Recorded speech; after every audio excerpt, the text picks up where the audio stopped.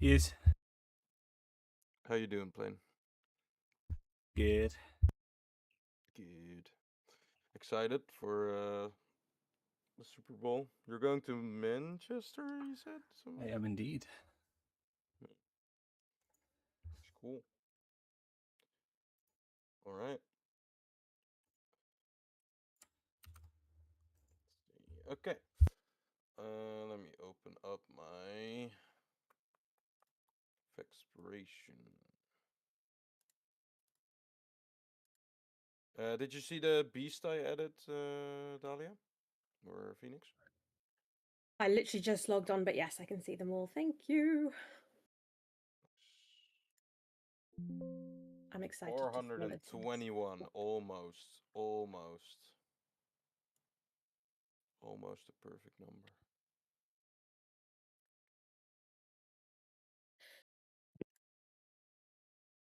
There. What the fuck? What's your favorite Super Bowl halftime show? We have a very out of pocket question here, but we'll go for it.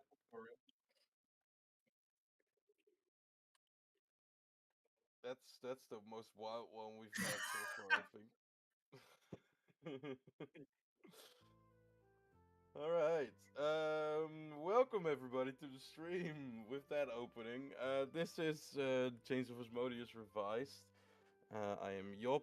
I'm gonna be the DM for today. This is our D&D campaign that we run almost every week. Try to. Yeah, we're happy you're here. Just a few disclaimers before we start. This is probably a place where you would want to be 18 years of older. There's some just adult like subjects and that sort of things. So if you're below the age of 18, probably don't watch this. Then also this is all about devils and the hells and that sort of thing. So if you're not into that kind of stuff, then probably don't watch that either. If those two things are no problem to you, though, then we welcome you here and we hope you enjoy watching either the VOD or the stream. We're gonna have some things at the start of the session. We always do a exploration question, which this week is an interesting one. I haven't seen any rolls yet, but I'm hoping that someone would answer this because I kind of want people to answer this one, just to see what they come up with. Why the reasoning? After that, it's decided we're gonna do a recap. I don't know who's this week, or are we gonna roll?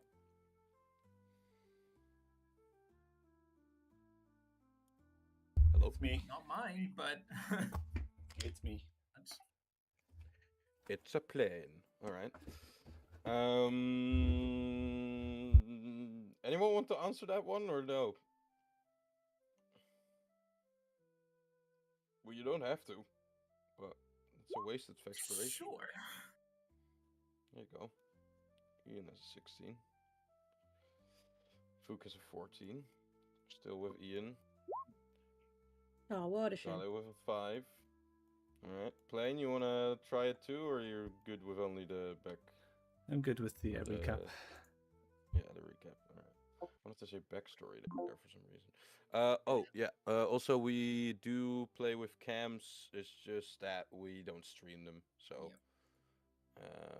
you'll notice maybe sometimes that we refer to things that we are seeing, but yeah, just keep that in mind. But our voices shall be plenty of enough entertainment, hopefully, as well as, of course, the Roll20 digital aid that you have in front of you.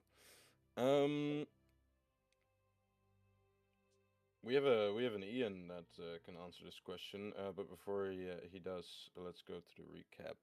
Plane, you're already set to go. I see. Yeah. Yeah.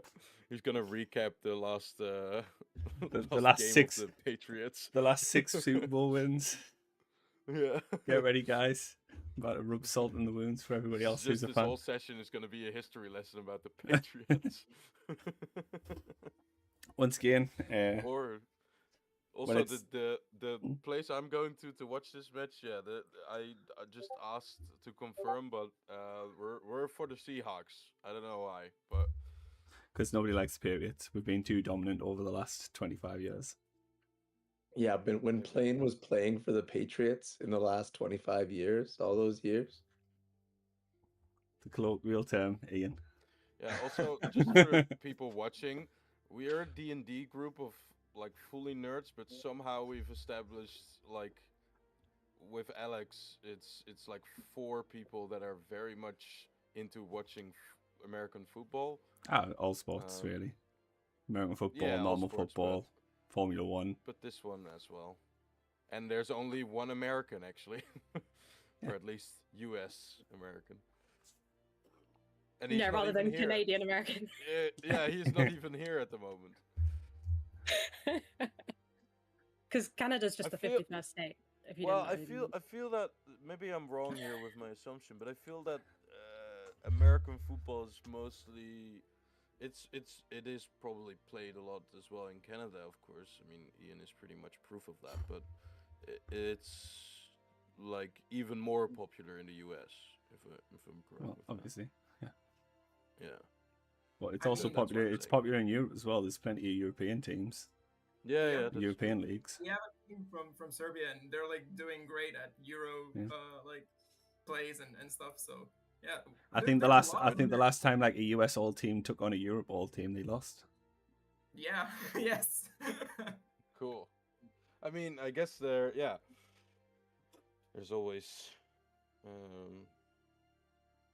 sports is just a universal thing. I think that's what's so nice about it. All right, Phoenix, you're not really into American football, are you? Or you just kind of I wouldn't say I'm not. I mean, I'm into some sports, but not really. I don't know Mhm. anything about American football. which sports are you into? Chess. Chess, gymnastics, Yeah, I like chess too. Little Magnus action. Esports. ballet. Ballet, that's cool. But yeah, gymnastics, that kind of thing. Like athletics in general, running. Mostly just because Mhm. my mum runs, so like I I don't. yesterday I watched my little brother do like we have in Groningen, the city I live in, we have like a night of Groningen, which is just like a 10-kilometer run, or is it 10 mile? I don't know. And yeah, my brother participated in that, and a friend of mine as well. It was fun. We did. I've done what you call it, Nijmegen before, which is in the Netherlands, because it's the flattest place to do it. It's like 100-mile march, so that's pretty cool. That was And fun. swimming. Swimming. Yeah, is I love good. swimming. That's my jam. And diving. Water polo. Hell yeah. It's kind of like American football, but in the water. Not really, but at least the physicality of it is probably on the same level. In terms of just rough. Anyways, all right. Let's conclude that we have talked about enough of sports, and now go into the real game here. Yeah, time for nerdy stuff. The real sport. Yeah. Time for a real man's game. Dungeons and Dragons. All right. Go ahead, Blaine. Sorry, I've kept you waiting to do your recap. I mean, You must be bursting out of your seat. I can't wait. You know, every time it's time for my recap, nothing happens. I haven't looked back through the VOD. This is all going from memory, so I do apologize if I missed anything. So it starts with the group unscathed, stood basking in the glory of the arena when Al steps forward and attempts to draw Zalron into a fight himself. However, his words fall on deaf ears. Zalron instead accepts the party's company to discuss their victory, receive their money, making them richer than they have ever been, and most importantly, their reward. The prisoners that were held for slaughter and entertainment are now in the party's hands. A brief discussion takes place regarding what the group are to do with the souls they have just saved, almost unanimously deciding that they are to save all but the more aggressive of creatures such as the hag and endercaps. Luke and Al decide to focus first and foremost on the most pressing matter, which was the human child with the sea hag. The hag, pacing like a caged animal stops and stares down our heroes, curiously gazing upon them. A brief discussion begins where it is learned the child was a cruel, heinous gift to the hag in return for a new life of her parents. Our brave heroes offered the hag freedom in return of the child. After a short while and serious deliberation, the hag agrees upon the return. Al, forever the hero and saviour of all humans, bravely and carelessly teleports himself into the cage to put separation between the petrified child and the hag. Luke, at the request of his best friend, runs to Zalron to get the key and open the cage. Once back to help his best friend, the door is opened. The hag takes one look at the heroes and suddenly, without thought or knowledge, takes a headfirst dive into the river Styx, never to be seen again. The child, seemingly feral, tries to take a bite from Pebble. No common word is spoken with the child as the party discovers she actually speaks Aquan, the language of the water Ashari and the water hags, deepening the mystery of this child. While all this is going on, the ever-faithful servant TO69 is released with their handler. The request is made of the cages to be brought to the gondola, and the group disembarks to go shopping, with Corn TO69 tasked with being responsible of shipping the cages of owlbears and endercaps, along with the uncaged child, back to the ship. The group travels to make their purchase. Al, without hesitation, picks out a new weapon, the 9 Lives Stealer, the sword which he will become more of a legend and hero. Greedy kill stealer Ios looks to buy a new shield. Without consultation to the group, he chooses to selfishly spend 5,000 of the party's hard-earned gold on a shield from a stranger in a dark, dingy corner.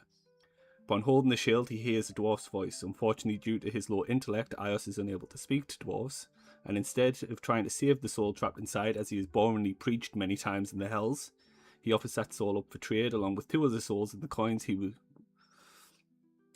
has... Wait, what? Sorry, I'm reading. Soul trapped This is inside, just a as he has roast, guy. boringly preached many times in the hells. He offers up souls along... offers up 2 other souls and the coins he was required to use in the trade for all for his selfish gain of being granted a Spellguard shield. He's a hypocrite, giving Al so many lectures on the use of soul coins, yet when he's the one required to use soul coins, he has no second thought about using those poor souls for his own gain. At least Al has been consistent with the usage of soul coins, unlike Ios, who has quickly changed his tune when it comes to his own gain. Due to the misuse of party funds, Al elected himself treasurer of the group and sanctioned both Dahlia and Luca money from the bag of holding to gather trinkets and items required for their spells. Once the shopping spree is done, the party regroup to discuss the next plan of action. Al remembers an item which he and Luca were tasked to retrieve, the Olim's Harp, located somewhere within the lair, and better yet, within the Gorav of Floating Knives, where they were currently situated. Further discussions also take place, and the party finally discover the initial reason why Luke and Al were headed to the Hells, the impending doom of all existence in the creation of the Unmaker by Asmodeus. Suspicions were thrown upon Kor and who he actually was, Crusher, and where his exact loyalties lie, with a new impending doom looming over our party and the worlds above and below. Their focus aligned, thwarting evil once more. They stand amongst the devils of Dis and reach out to a formidable enemy of a past life in the Ghost Lord, eagerly awaiting reply. Will it be of anger, or will it be an anger of a broken deal, or one of a smug, knowing he may have had the last laugh with the dearly departed Jonas? Either way, the scales of chaos are tipping, and Luke and the boys are set to be a counterweight or die trying. That was really good. Well done.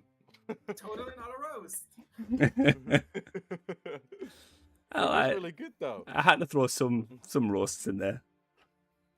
And, Just and from Just one memory, really long impressive. one for one person. I thought. It would be funny to do like a roast of the other like characters and stuff and see who wins and stuff. Instead of a PvP, just do the roast of Yeah. the roast of Ios. It would at least, hopefully, it would be a little less long. Yeah. What were we playing the other day? That is it Sea of Thieves, where you've Yeah. got to do the like is it a rebut or something like that? Fight. Oh Where yeah, you're basically learning to fight, but you do it by insulting people. yeah. So you're fighting, but the only way you win is by insulting and rebutting their insults. You know what's funny? I did like a game design study, Hmm. and my teacher who taught us level design and stuff, and as well as there was something else that he taught. Anyways, he was in contact with the developers of Sea of Thieves at that time, and he actually made us play test Sea of Thieves, Hmm. and we had to sign like a what's it called, where you can't tell and stuff. NDR. So in India, Yeah. So I was like 18 or barely 18 at this so point, you're the 17 or reason. something. You're the reason why Sea of Thieves was so boring when it first got released. Then It was actually one of our conclusions where it it was was like, so fucking boring when it first dropped. yeah, it's fun to like sail on the seas with friends and stuff, but we felt a lot of like in terms of level design, because that was one of the things, of course, that he taught. We analyzed our playtesting and stuff, and we came to the conclusion that yeah, it was kind of you were without the goal a lot in terms Mm. of gameplay. There of course were goals in terms of like get chests and that sort of thing, but Also, it gives me a headache and what, kind of Sea makes of me a bit Thieves? nauseous. Yeah, like the camera movement. I don't know what it The is. wobbling. It's not even just when you're on the sea. It's like just after playing it for a little while. I don't know if it's because of how like zoomed in it is, or like you're running. I don't know. Something about it is really jarring, but it's a shame because now there's actually a lot more to do on there. So What are you doing? what am I doing? Yeah. Cross stitching. That's fun. Wow. What is it? What are you making? This is like, well, it will be a bookmark when it's done. But I've only done, you can't even tell because it's printed on, but it's like, I've only done the sun faces and then, Yeah, I was gonna say it's yeah. a sun or something. Yeah, that's fun. Yes. That's dope. Very. Yeah. I am paying All attention. It's creative. just keeps my Yeah, hands no. I wasn't trying to judge you or something. I was curious. Okay, good. I have a question, and I should remember this. But what was the name of the imp that kind of betrayed you guys? The one that did the delayed fireballs. Dickhead. You guys, do you remember? I tried looking it back on the vault, but I didn't have enough time.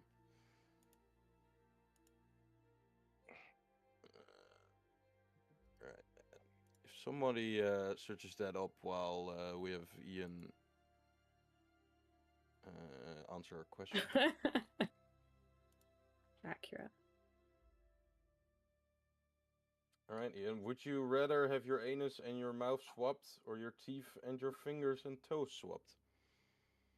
Well, yeah, I would liken this question to either using a soul coin to destroy the soul, or just using a soul coin as currency where the soul still stays intact. So one of them is obviously quite worse, and that's to have a mouth as an anus. So yes, it'd be pretty fucked up to have all my fingers as teeth, like some sort of weird Ooh, that's star-nosed anteater. But Yeah. if this was all I could do with my mouth, I feel like talking it wouldn't be very natural. Like at least I could have my fingers amputated. I guess I could have my mouth anus cut. So I was like a fucked up version of the Joker. But yeah, I think it's teeth and fingers for me. And here's a bright side. Just like the souls not being destroyed when you spend them, if you have food, you could like hold the food in your mouth while you're eating it without your hands. Like you could like just have a handful of popcorn, notoriously hard to chew. Yes, it'd be pretty tough to chew still because I don't have teeth anymore, but I figure it out. I'm just imagining like, and then like disgusted as well as just find it very funny. The anus mouth thing is like would my teeth still be in my mouth anus? We can't go down this rabbit hole. This is wild, Yeah. but Yeah, this is the wildest question we've gotten so far. yeah, So, my so answer, this is what. So conclusion here. What's the red it's or which I'd one? have my teeth and my fingers swapped. That's what I would do. Okay, and would iOS as well? Oh, this isn't a meta game. Oh no. Yeah, it isn't a meta game. So um, I'm very glad that you answered yeah, this first as Ian. yeah, though, and because then... iOS has that like draconic maw, and to put just like all skin and a little hole at the end of that would be pretty rough. I don't know if you would be able to cast focal spells anymore as well. Yeah, I mean, I guess you would use, but maybe just muffled or something. I don't know. and you could only eat like hot dogs and like cured sausages and I don't know, like zucchinis. It'd be rough. It'd be really bad. Also, if you're saying mouth, would that include a tongue? Because then shitting would become insanely like fucked Oh my up. god, yeah. That it'd be fucking bad. Yeah. Every time you shit, you just throw up through your anus mouth. Yeah.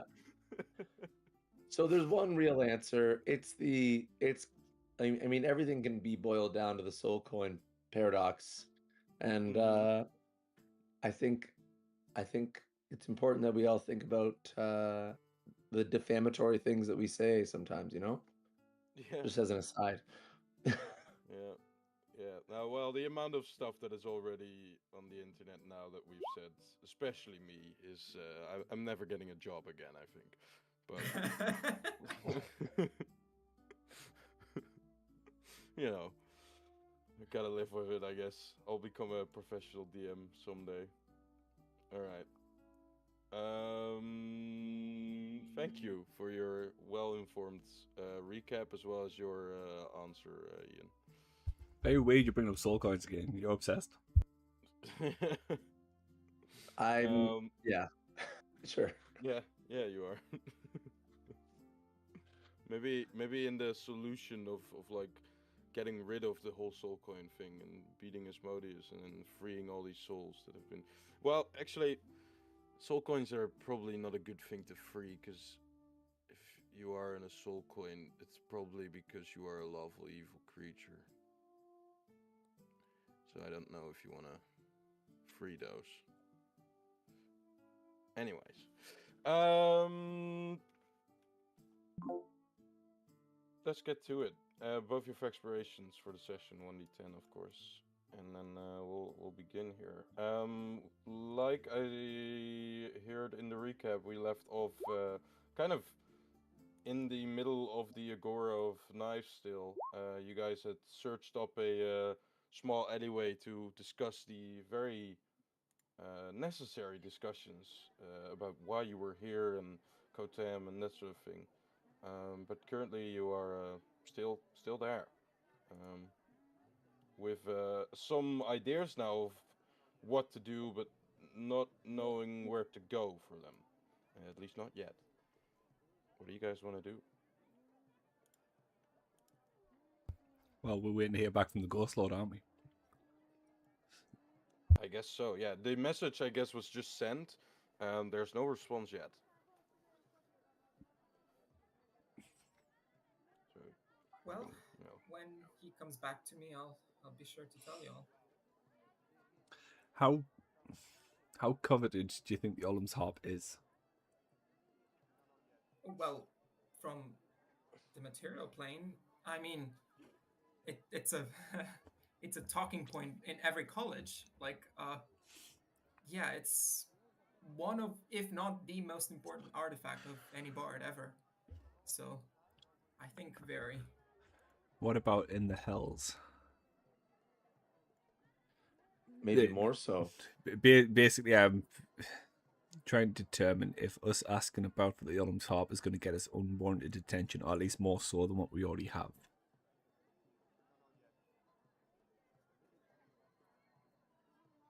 Well, I mean, I would say it's on par with like Vorpal sword and stuff, if like just asking about it, I don't think anybody's gonna be suspicious, but because like obviously you're not gonna get it. Like you can just go to some place and ask, "Oh, do you have a Vorpal sword?" And they're gonna say no. But Should we head back into the shop we were just in then and ask to see if there's any information? Because I imagine the traders are going to be the most informed of certain magical items of the hills.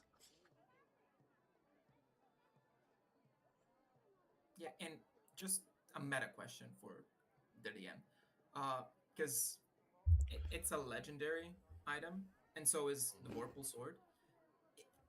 Are legendary items like uniques, or are there multiple of them? Legendary items are not. Artifacts are. Oh, okay. Legendary items are on a level where they are legendary, so most people, if they hear about them or have anything to do with them, they hear only stories, but legends, some would say. But the motion that they are single, like unique ones, that doesn't have to be the case. It can be though. Like the Olam harp, like you said, it might as well be the only one that was ever created, at least like this. But you're not sure, really. That's the thing about legends. You really are not sure about if they are real or true, or what is true and what is fake about them, that sort of thing. Um, I'll say this: the Vorpal sword is a thing that is definitely in multiple. So you have multiple Vorpal swords, still legendary, so still very rare. You're not going to come across a lot of Vorpal swords in your lives, if any. But they are, yeah, they have existed in terms of not being the only one. You don't know about the harp, though, if this is the case. Are there any bardic colleges in the Hells? Is that no? No, there are 7 uh in Faerun, as far as I know, but only 2 are technically functioning, and it's like the one that Luke has been to and the Olam. The others have like fallen, like they're not working anymore. Mhm. Well, those are the 7 Bard colleges on the material plane that you know Yeah, of. But there might be a Bard college here in the Nine Hells. You just don't know of it. yeah, that's true. Can I before I forget, you remember like I don't know, many sessions ago, I picked up a statue, a little mini statue Yeah, you did. of was it like half fly or something, half man, Just a fly. or just a picture of, or like a statue of a fly. Yeah. And I at the time didn't get anyone to have a look at it. Um, can I just take this opportunity to give it to Luca to try and figure out what it is, Sure. If you want to. just So in case you've it has just any had this effect. conversation about Kotem and that sort of stuff, and you're like, "Hey, by the way, can you check out this fly statue?" Yeah, basically. The conversation about what the fuck is going on and what's the purpose of you being here. Hey, this fly statue. Do you have a second? Hey, maybe it's an illusion and it turns out to be the harp. Okay, I'm just There you go. saying, like, you never know. Yeah. Or it's the Unmaker but polymorphed into a fly statue. That would be pretty funny. Sure. Luca is just gonna cross his legs and sit down and just start a ritual identify. Sure. Well, what do you know? It's the Unmaker. It's a figurine of wondrous power, ebony Yay! fly. That's awesome. So, a figurine of wondrous power is a statue of a beast small enough to fit in your pocket. If you use an action to speak the command word and throw the figurine to a point on the ground within Oh my 60 god, it's feet of you, Pokemon.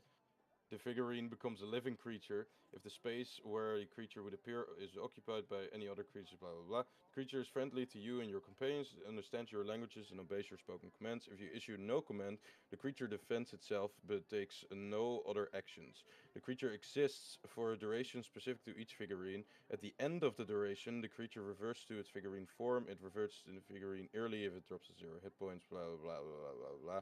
Ebony Fly. The ebony statue is carved in the likeness of a horsefly.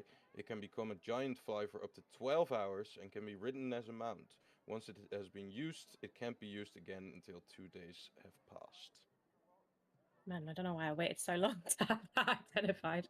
I was also wondering when you were going to identify this. It's I know, fine. I forgot I went about it, an man, entire but- campaign without getting something identified. It's okay. Well, that was Real a, that bad. was a that was a conscious choice. This Okay, one was cool. just forgotten about. So it's it basically is just a normal fly, but it can also be a giant fly. No, it's a giant fly. Just Oh, I thought it was like it can become giant. well, yeah, it can become giant. It can become a giant fly, as opposed to an ebony statue of a fly. Oh, I thought it. Oh, okay. I thought it meant like that it could. But No, just the okay, so ebony it's just statues become are a giant fly. carved in the likeness of a horsefly. The ebony statue can become a giant fly for up to 12 hours. So Hell you yeah, just have okay. a giant fly. Hell yeah! And Awesome. I love figurines of Wondrous Powers. Like they're so good. well, Like it's, one of my I mean, favorite. it's just like Phoenix said, it's just Pokemon. Yeah. And also, I like do if you too. read Drit's like novels, it's like the best. I would love if, like, can you imagine if I like summon the giant fly and then turn myself into like a giant spider? Do you think he'd be scared of me? Even though we're friends? Because then I'd want to eat him. He might not recognize you. True. But I guess they have like an intuitive nature. Like, they kind of understand whatever we say or speak, right? Mm-hmm. Okay. That's true. Also, I'm now realizing that I haven't prepared the giant fly as a fucking. I prepared all these other creatures for you, but not the giant fly. Yeah, I should have thought about this, but forgot. It's 2 days until it can be used again. I believe so, yeah. You guys can see it, right? So I'll probably save it for like, I don't know, let's say I don't have any wild shapes left. And like Would we be a need good- something. yeah. It's pretty much a nightmare, right? Like it's just like a nightmare, but a fly. So you and Crusher can link up and be like a cavalry. Then you have Rorus as the mount for. You guys had like when you guys fought. What's the fucking Edriex, the red dragon. You guys had Abitriax? a Bifriex. You guys had the kind of cavalry going. You all had like mounts and stuff. Yeah, I guess. Yeah, we had the owls, right?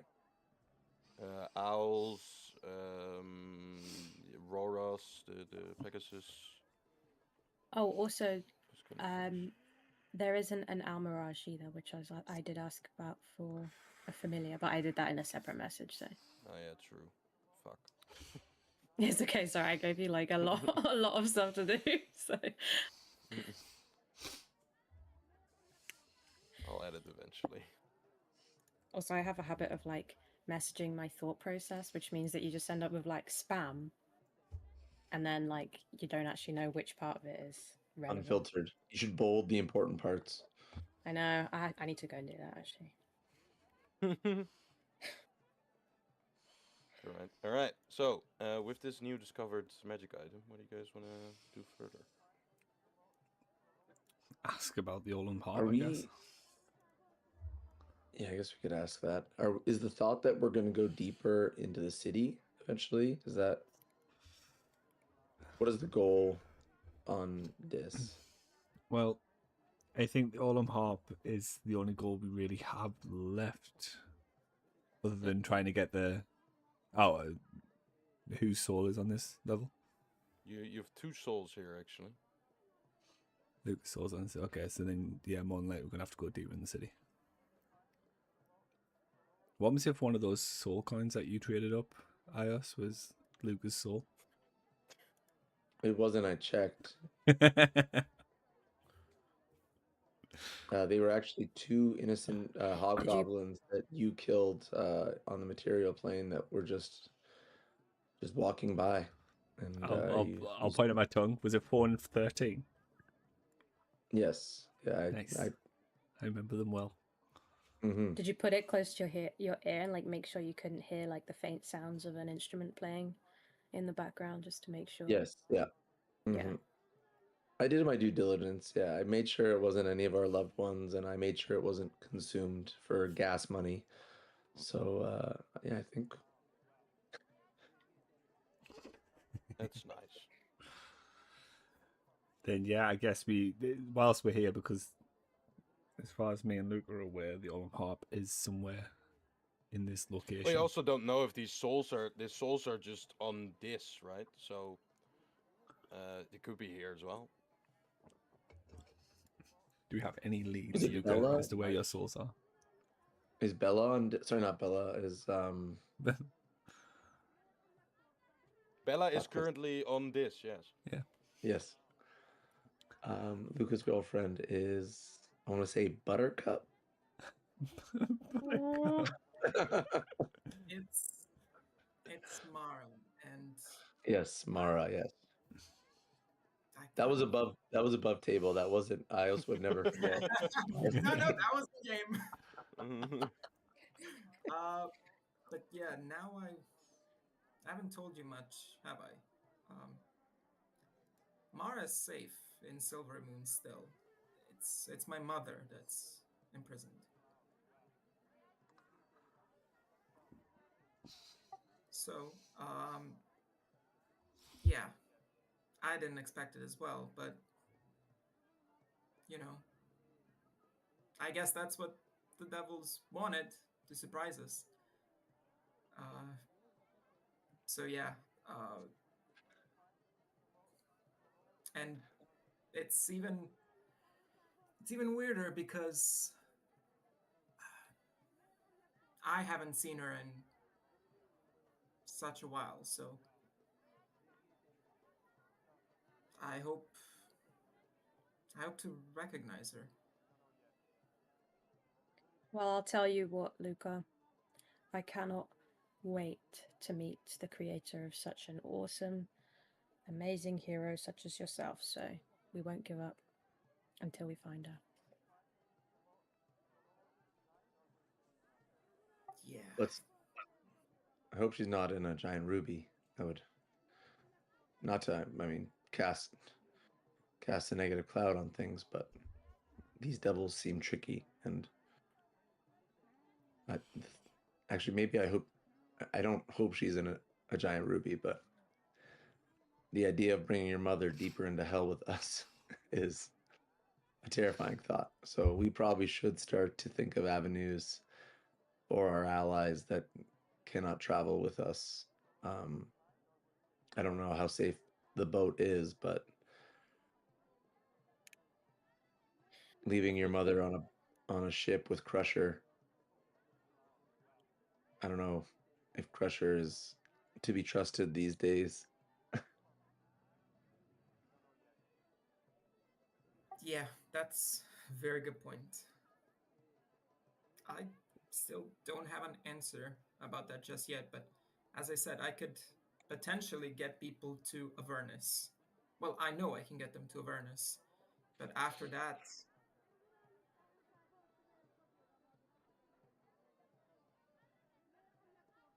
If I can have help to attune that fork, I can cast plane shift. We don't know if that's going to work, but I'd need to like attune it to a specific place first. well, it does the plane shift spell, does the attunement piece, like the item, have to be a specific item, such as a rod or a fork or anything, or could it be just an item from that place? Well, I mean, we had this discussion already, and I think Ios gave me his fork, right? Because it's like it just says it has to be a forked metal rod worth at least 250 gold pieces. So it has to be a rod. Yep. Yeah, but it has to be attuned first in order for it to work, which I think Yop did say I could do With at the some help of point Kotam. with the help of Kotan.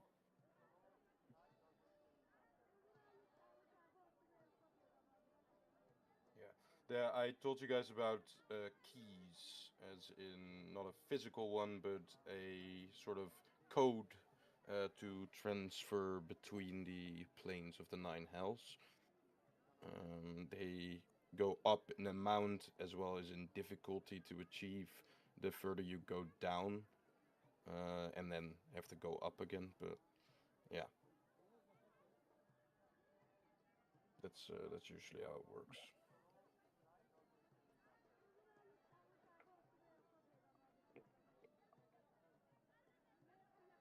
I guess we should just see who we find here first and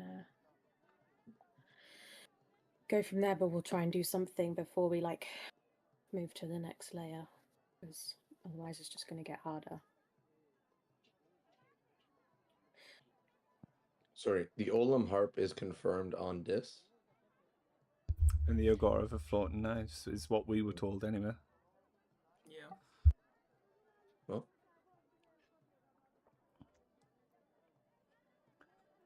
this place I mean, has been. everything could have moved by now. I mean, Mhm. it doesn't.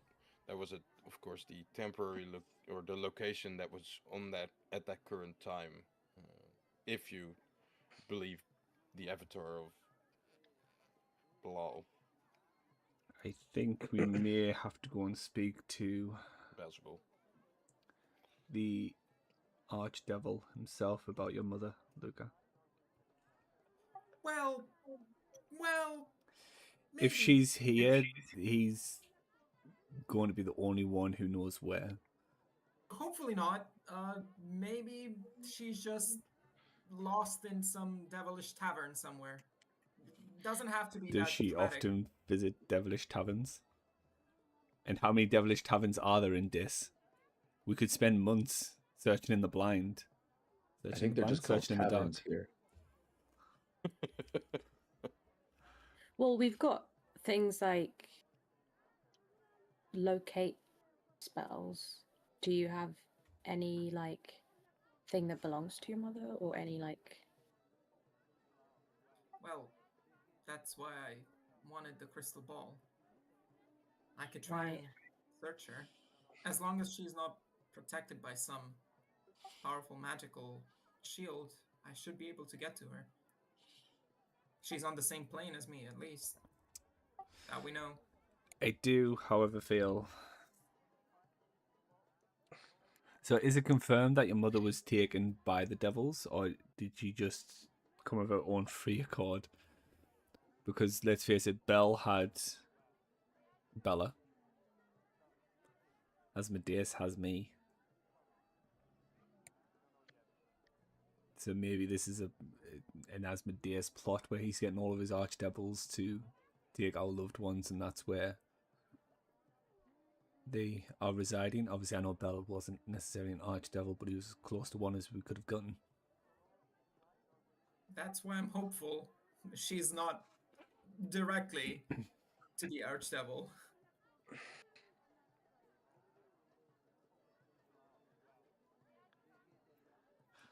Well, there is something on this plane that is also very close to an archdevil, but in a different way than Bell was. I've forgotten his name. The serpent, right?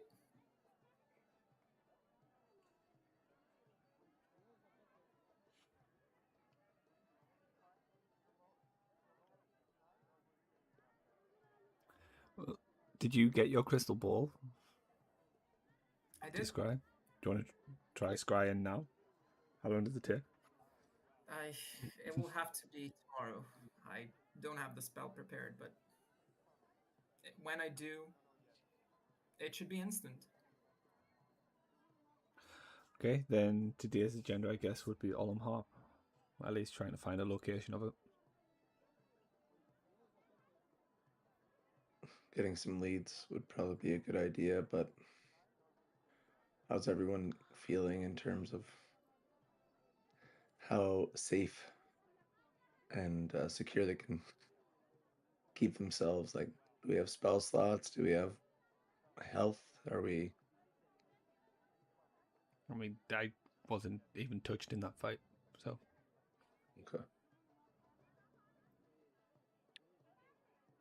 No, but well, I can work with that, and also some of my spells are fine. So As if long Apart as from we're the, not. crippling PTSD of the inside of a disgusting creature's stomach, yeah, I'm okay.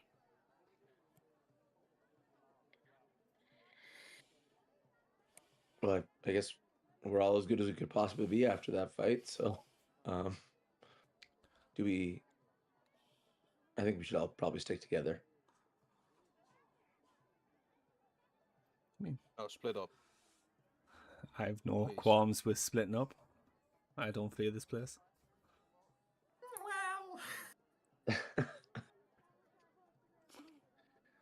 well, Which one of us went down with the double fireball? The devil, what devil fireball? You mean the meteor that Bell cast? No, no, no. The double. No, the fireballs from Philly. The delayed fireballs in the boat. Oh, Was those it just? delayed fireballs. Right. Okay. Yeah. Shit happens. it was Doesn't me. mean I'm scared. Oh, I'm just. Doesn't change the fact that I'm not scared. Yes, yes, that's true. I'm just You're not scared. foolish. That's it. Yeah. It's The truth it's a is, good he's still thing standing. you have people that care for you that can be scared for you. Okay, fine. We'll stick together. Where would be? Are there any instruments playing? Anything that looks like a like a music shop? Just so happens that On Busker Ooh. on the street of Dis is playing the Olim's harp. Well, there is also Hey, thanks for the soul Oh, coins, it's right man. over there. What did you want to say, Fu? I said there is a theater, so if we're into like musical instruments and stuff, I think that might be the place to visit. Although I don't know how wholesome that theater is to play a harp, but you know. I mean, They there's- only play tragedies, and the deaths that occur on stage are in fact real deaths. Yeah. I guess the theater is You a better you're place not to start even than me. scratching the surface. Oh Lord. It's just gonna be the exact same premise as the pits. Like it's a family of innocent people that are just gonna have to fight to the death on the theater. Oh, it's everywhere. You're getting closer now. Terrific. I mean, shall we head towards the theater then?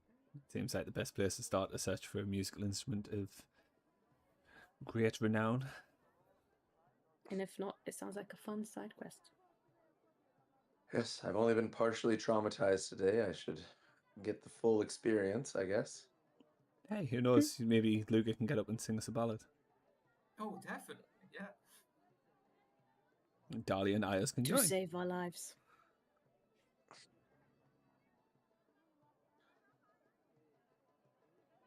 Yeah, I'm you guys still a want to go little- to the Bards of Theater? Yeah. It is in the well, you don't- the gore of the floating knives, right? Yes, it is in Okay. the Agora of the Floating Knife. It's the first thing that is in the more like inner Agora of Floating Knives. You guys were kind of on the outside still, where the general shops are and the arena is as well. But the arena is in the outer Agora of Floating Knives because of reasons that make it difficult to import some creatures sometimes and you don't want to bring them into the like center of stuff. But the theater definitely is in the inner circle. So you guys move towards further into the Agora of Floating Knives. I can't remember. You guys have. I don't think you guys have a gondola at the moment of your own, do you? They're not back yet. Well, No, even if they were back, That- then they wouldn't be able to find you at the moment because. But they have to do two guys trips are- anyway because the gondola only held one cage. Yeah, that's So they've had also to true. drop us off, taken into the ship, gone back, picked up the other cage, back to the ship. And also, you guys are currently somewhere random in the Agora of Floating Knives, just kind of buying stuff. So, and this place is pretty big, so the chance that they're gonna find you just randomly walking about is probably not that big. So you'll have to contact them, or you'll have to go to them. To We like, could use the Fly and Roros to be mounts. I mean, I wouldn't bother wasting the fly if we can only use it every 2 days. I'll just become a giant vulture or something.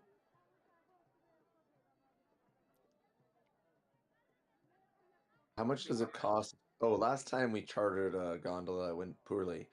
well, you guys can like the Agora of Floating Knives is of course partially inaccessible to some areas where you do need like a gondola to go over the river Styx, but a lot of it is like connected through planks and other barges and that sort of thing, bridges, whatever. So like you can move pretty consistently between most things. It's just that some things are gonna be like the Palace of the Tiphyllis is definitely isolated and that sort of thing. So you don't know about the theater, but you can get into more of a center of the Agora of Floating Knives in that inner circle I was talking about, just by kind of walking. But yeah, so you don't need a gondola for everything. Yeah, so we could just waltz in. All right. You guys start walking towards the inner circle. You realize, though, as you're walking in, that the inner circle is, of course, smaller than the outer circle, but it's still pretty big. So, Were we just stood in an alleyway there? yeah. As they start walking ahead, I'm going to lag behind a bit and I'm going to take something out of my pocket, look at it briefly, and then just throw it on the ground. And then catch up. Could you send me privately what you're Yeah. throwing on the ground? Great. All right. Sorry, you just walk away from the party? No, Yeah, but I've you had walk enough. away from him. No. So as we agree where we're leaving, and you guys start setting off out the alleyway, I'm just gonna drift back a little bit and then pick something out, look at it, and then just throw it, discard of it. Yeah, so he's just littering. It's hell, dude. There's lost. I don't passive. Do we have a passive perception? Can I like try? Don't worry. It's Um, it's like a nappy bag. yeah. Oh, I'll say because he's doing this just kind of nonchalantly and like you don't find it suspicious that like like maybe is the last one to like walk out of this alleyway. I'd imagine. So I think you're probably just moving on and not seeing this.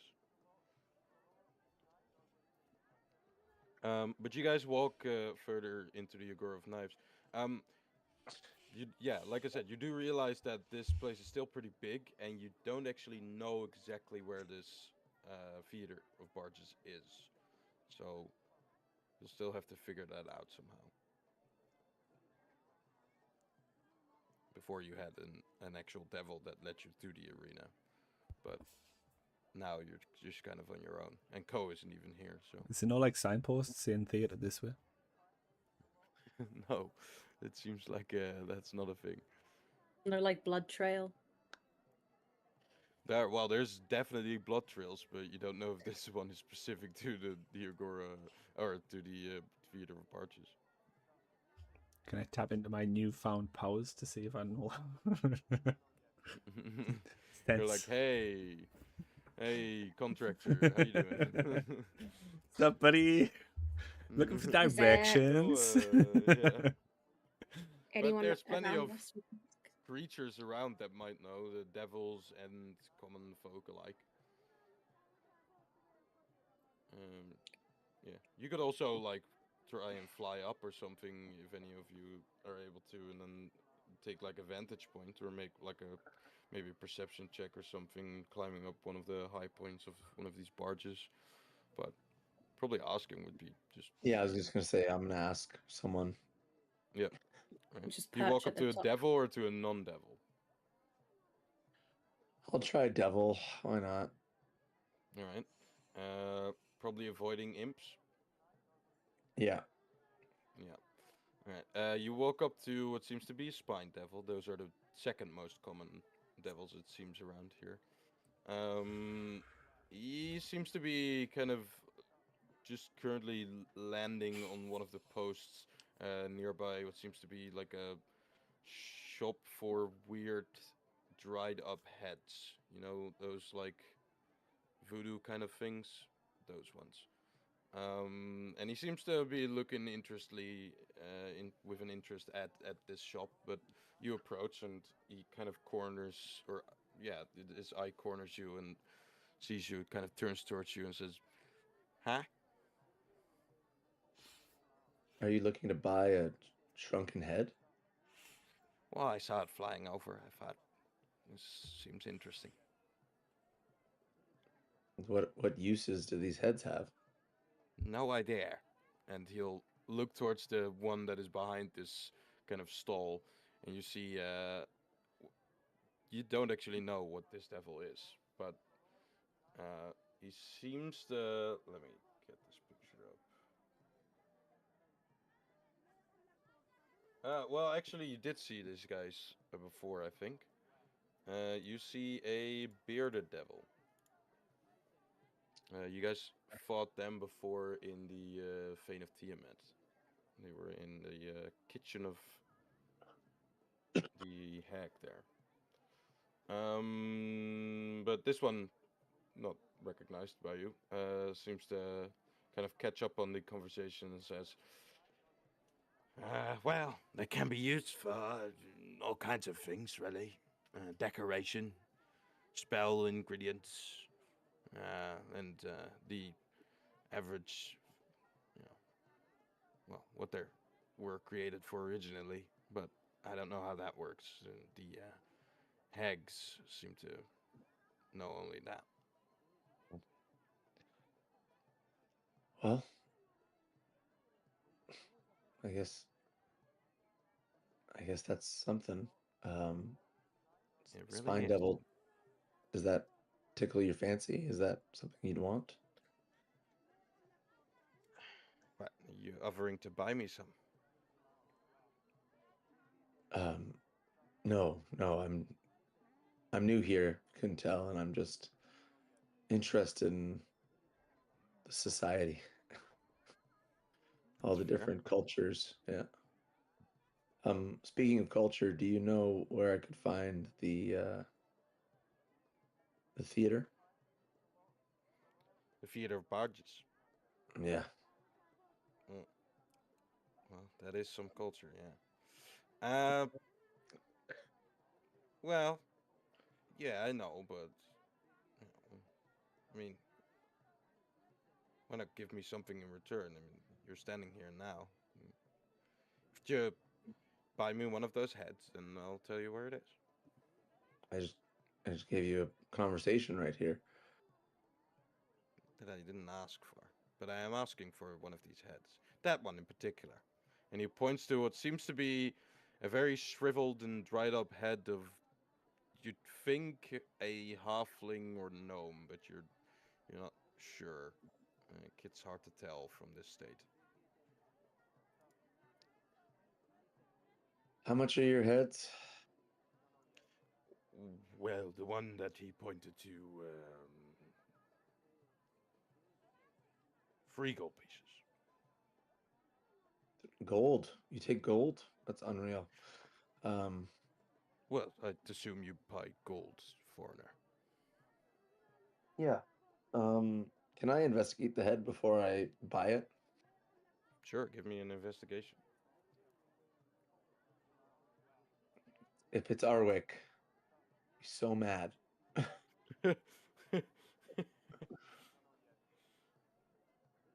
Well, with a 12, you can definitely tell this isn't Arwick. No colored beard Okay. on this one. It seems to be a female as well, or at least you think so. The lack of beard maybe says something, but yeah, that's all you can tell. It's very hard to tell the age or if it is a gnome or halfling. You're leaning more towards halfling, but it could be both. I don't know. Well, for 3 gold, Spine Devil. Oh, sorry, do you have a name? Spine Devil's fine. I know, I insist. What's your name? Spine Devil. It's my government name. All right.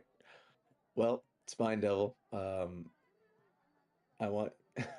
I'll buy you this head, but I need you to.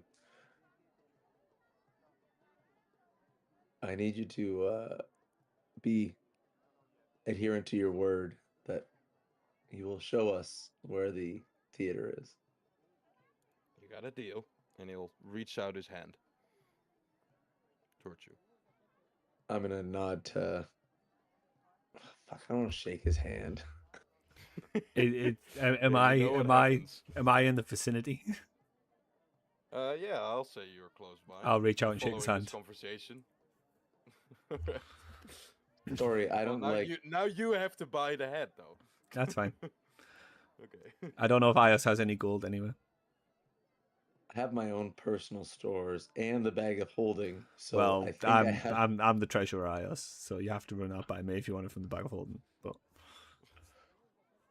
The treasurer doesn't have the bag where the gold and the treasure You came. just have. yeah, Ios is right, the vault, sure. and I'm the treasurer. Sure, that makes total sense. I will give 3 of my own gold to Al. Thanks. Okay. I'll Walks away. I'll buy the head. All right, the bearded devil. Everyone's so grabbed, precious about the making head deals by with the- devils around here. by the dried up hair that is still on it. Kind of hold it up to you and drop it in your hand and like gristle the 3 gold pieces away from your hand. And then say, pleasure.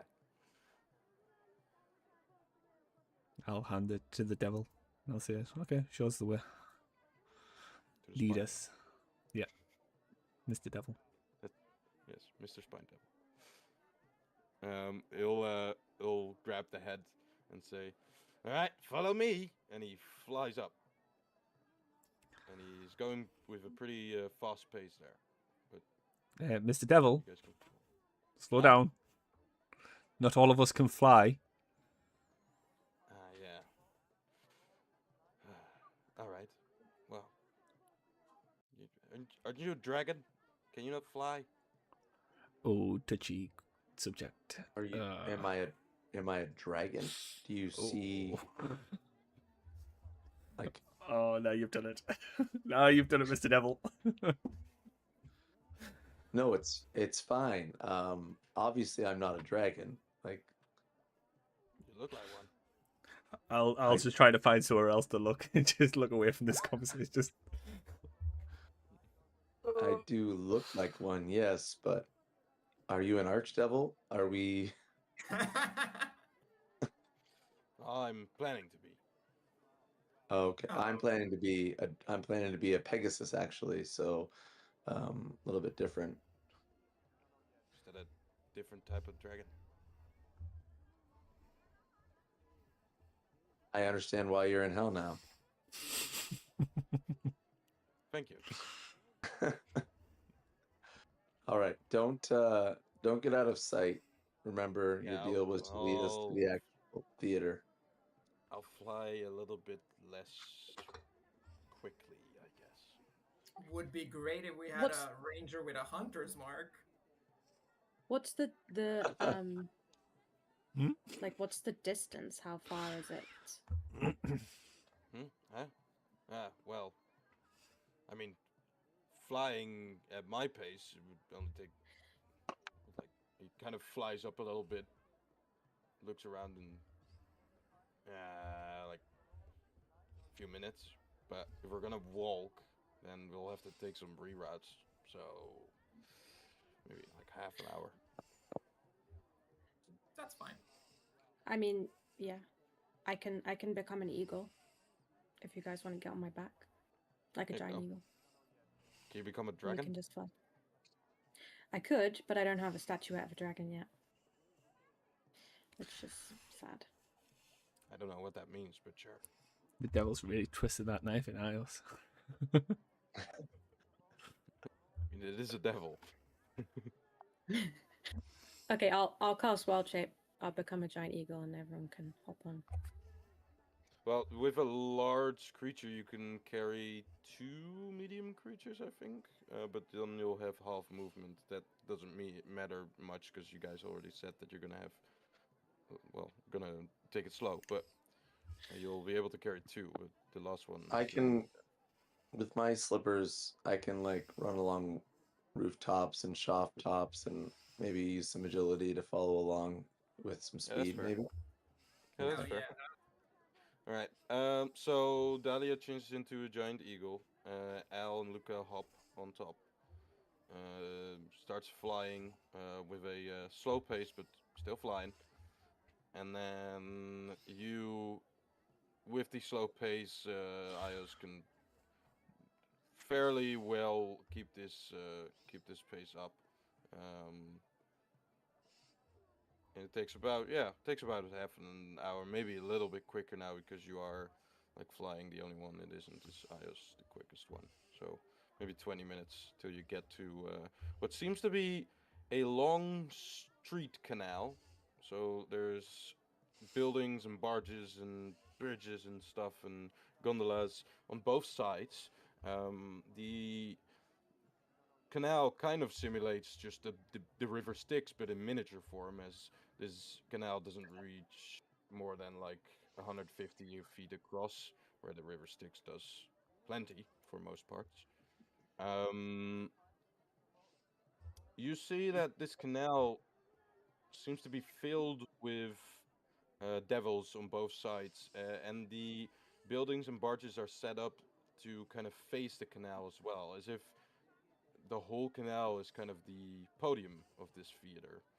Um, Now that you're kind of looking at it, you realize that the theater seems to be a moving one, as the barges that go through the canal are all kind of small podias that have different acts on them that the devils can enjoy and watch. So you kind of just take place somewhere along the canal and see the different barges kind of pass by and just kind of like a big parade, but the barges do stop at certain points to kind of give a show, just to entertain the devils for a little bit longer of a time instead of just passing by. But that's happening, and I guess before we actually describe what you guys see along those barges that go through the canal, I'll say that the spine devil or the spinagon, I guess, um, would kind of chuck you down at the beginning of this canal and say, "Well, that's it. I'm gonna enjoy my head now." And he holds up the halfling. Um, guys, I just realized that a package was delivered and left outside, so I'm gonna go and grab that. I'll be right back. Have fun with your culture. Points. You have fun with your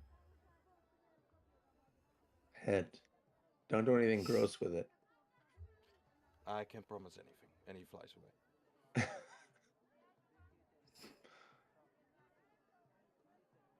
Well, you guys are at the beginning of this canal, and I'll say that the first thing you'll see. Um, there's some great options here. Roll me a d8 here, Ian.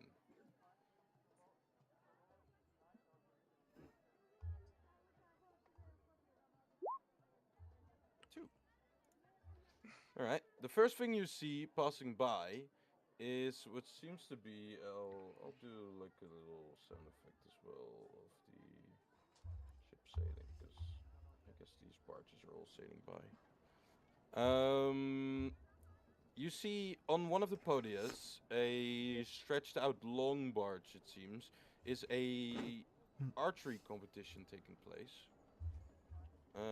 Only where the contestants permanently snuff out souls by shooting at writhing larvae pinned to a target board. These lemurs that you've come across. I think Dahlia only has, but still. So these are being shot, and then I guess they die. Target practice, I guess. And you see multiple devils kind of cheering along the side. As one of the devils participating hits a arrow straight into one of the larvae pinned to one of these boards. There seems to be color coordination going on in terms of points, yeah, that's the first barge you see there.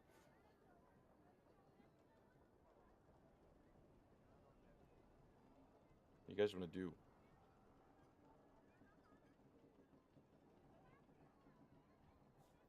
Well, I don't think that they're gonna be too knowledgeable on the harp, but we can try and ask.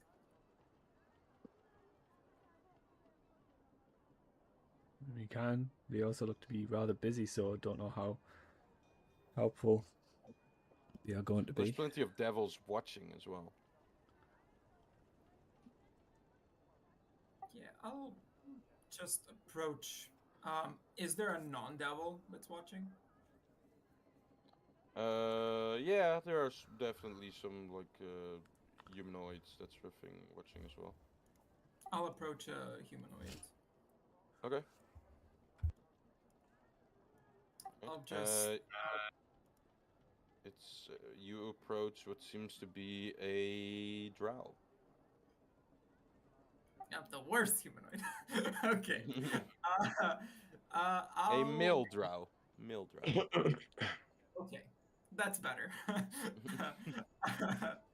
I'll just stand there for like a few seconds, just like pretending to watch what's going on, and then I'll just say, "Man, this is all right, but is there a?" I'll just turn to him. Is there a place where some more entertainment is had, maybe with music? You kind of catch him applauding for the last shot that is shot by one of the devils. He seems to kind of catch half of what you're saying and say, "What? Music? What?" Yeah, well, anything from like horrific screams to sounds of torture to anything like that, but also just like regular music. You're not from around here, are you? Yeah. Well, you could say the same about you. I've I'll been here. extend my hand. I don't shake hands here due to obvious reasons. But, Well, that's why I asked, are you from here? well, I've been around here for a little bit, and I'm stuck here. So, I guess just entertaining myself. There's music here.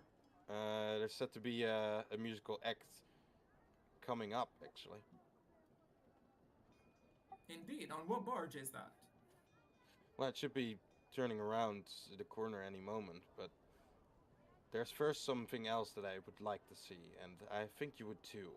As he kind of points towards the beginning of the canal where a new barge comes around the corner. You see something very disturbing. As you see a barge where there's just a square on there, or the barge is in square form. There is a circle on that square that seems to be made out of blood, but and just bones and flesh and that sort of thing, like a humanoid, but stretched out to fill in the circle. Um, and you realize that you see also some red ropes. This seems to be some sort of red figure that was once a humanoid, or maybe still is, that has been transformed into a teleportation circle. But it's alive. So you see like part of its mouth still also being part of this teleportation circle, and it's screaming in agony and pain as one of the devils kind of you see them discuss something with the devil that they're standing next to, and it kind of the other devil pushes the devil forward, and he just laughs and flies into the teleportation circle. A flash of red, like energy appears, and he disappears. That's And insane. as the teleportation circle is activated, you hear more screams from this red robed figure that has been transformed into a living teleportation circle. Can I? So sorry, what did The I only miss? What? What did I miss? You're watching the first few barges come along in the like theater of barges, the canal. Okay. You've seen an archery competition where they shoot lemurs, the creatures that you saw on the river Styx or the edge of the river Styx, and then this next barge seems to be consistent out of a very simple um, living teleportation circle. So there's a teleportation circle set up and drawn by the body and robes and blood and bones of a red robed figure. I'm gonna nudge Luca and say, "Do you think that's Remco?" The red color definitely brought that to my attention, but I really hope not. Give me guys a perception check as you're watching this. Can I help Luca by just rhyming off things I remember about Remco? Well, you asked, so I'll give Luca the perception advantage. Sure.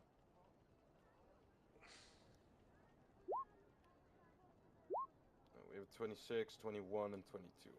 All right. So I think all of you see that this red road figure uh, seems to be similar to Remco.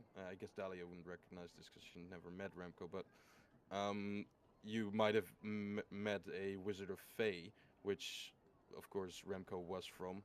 Um, this seems to be the same. It's very hard to decipher what this kind of looked like as in human form because it's spread out across the glyphs and sigils of a teleportation circle, but you do recognize the same kind of color that the red robes of a Wizard of Fey would wear. Um, I'll say with a 26L, you'll be able to see that you don't think you recognize the shouts and screams of Remco as well as the kind of tattoo that he had.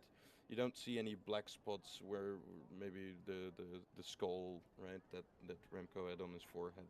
Um, but it's again very hard to decipher as this poor humanoid creature has been spread out across this barge. You also just wonder how he's still alive. When the devil went through the teleportation circle, did we see maybe where that led to? No, you just saw a red flash of energy, and that happened similar to ones you've used before. And is it possible to jump on this barge as it's passing?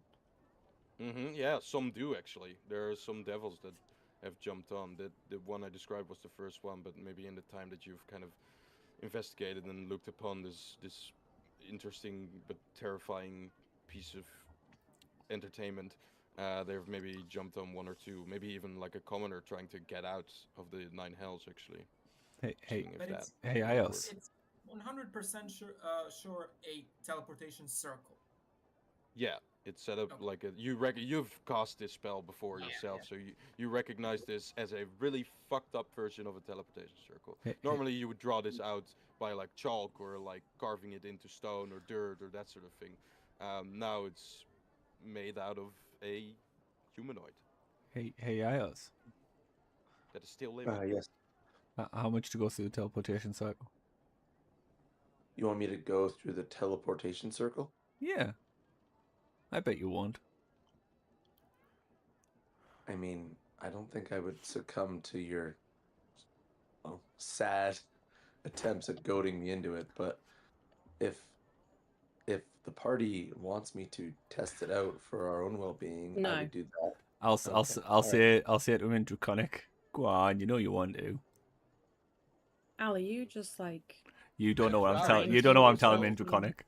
Yeah, the drow that is also next to you guys and mostly next to Luca is kind of catching on to this conversation and says, you know, they do say it's way back to the material plane, but I don't know if I to believe that. No, I agree with that. I think it's a plot to possibly get us somewhere, but I don't think it's to the material plane. In, I don't in Draconic, I'll, You land I'll on a say stage. Ios. I'll go through if you go through. no, nobody's going through it. Right, nobody Because not understands. only is it Nobody absolutely understands a this. trap- Nobody understands Yeah, this. we don't You don't know speak what- Yeah, Draconic. but no, the first thing that you said before Yeah, you switched I to think Dahlia Draconic could catch was on. not. So I'm Yeah, pretty but sure you that don't know I what I'm now you're saying in getting at. Draconic. Yeah, Make but a make a roll I can then. tell what you're getting. Make a roll then. Well, I'm talking Also, to you based on what I'll you say said. that L says this in Draconic with a big grin on his face. So I know that Dahlia and Luca do not want me to go, and I also know that Al is a little mischievous sometimes. So I'm gonna follow the whims of my democratically voted party members. and not go. And I'm sure Plane currently is getting to roll a persuasion check against my insight or something. Yep.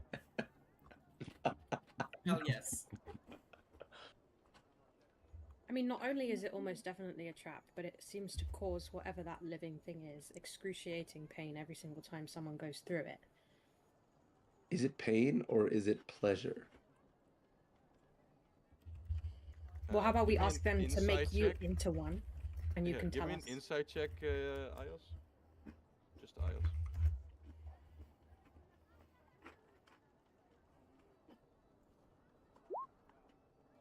Yeah, even if you had a zero there, it's pain. Definitely pain. No pleasure. All right. Pain. He is stretched out. His whole body is stretched out in a very unnatural form, and every time that thing is getting used, something is like activating the teleportation circle, which is his body, and it seems to not be a very pleasurable thing. Definitely pain.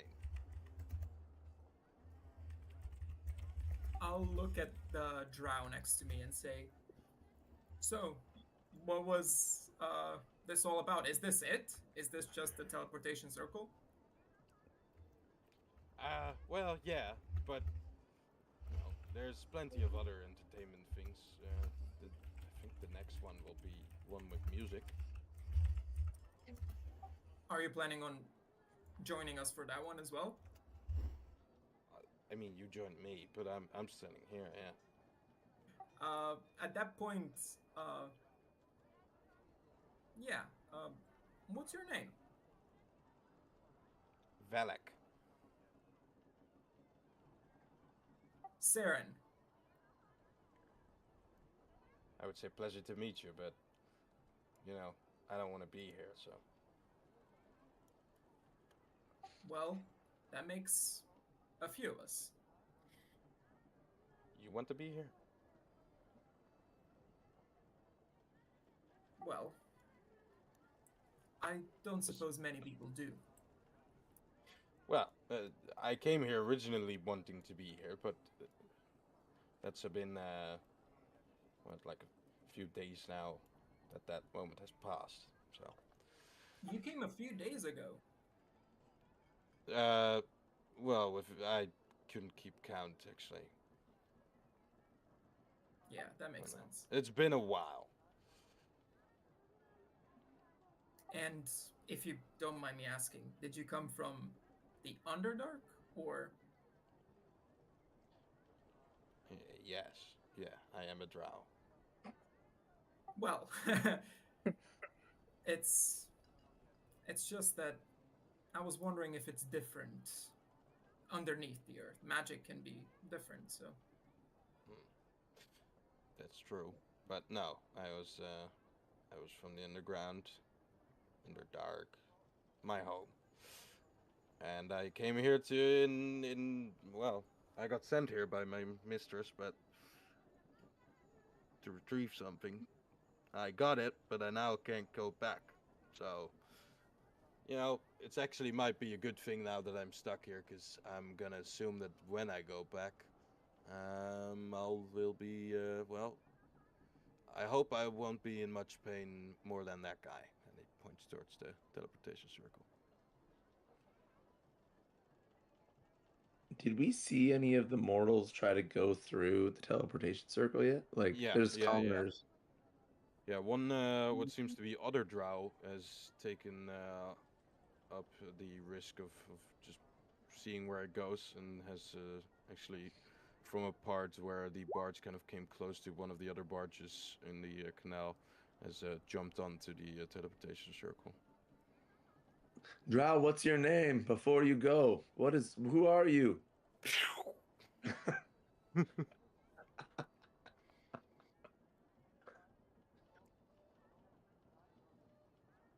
Oh yeah, sure. Valak.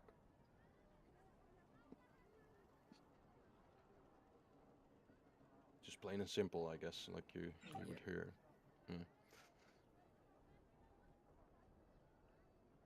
So, and As oh, sorry, go I'm ahead. sorry.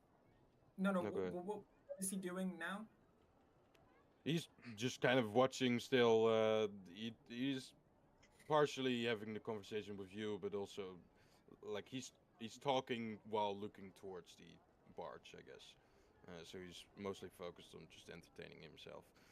You get a feeling that he doesn't have much to do here anymore. After he retrieved whatever he needed to retrieve, and now he's stuck. So he just kind of spends his time watching entertainment. Okay, guys, above the table. I feel bad about this drow. We should help this drow. Like, first of all, it's not a female drow, so he's already like not dangerous. But uh Hang on, He's wait. well, Someone's he's gonna still need to dangerous. clarify. It's still a drow, but well, yeah, but it's a whole different hierarchy. Basically in drow societies, males are treated like slaves.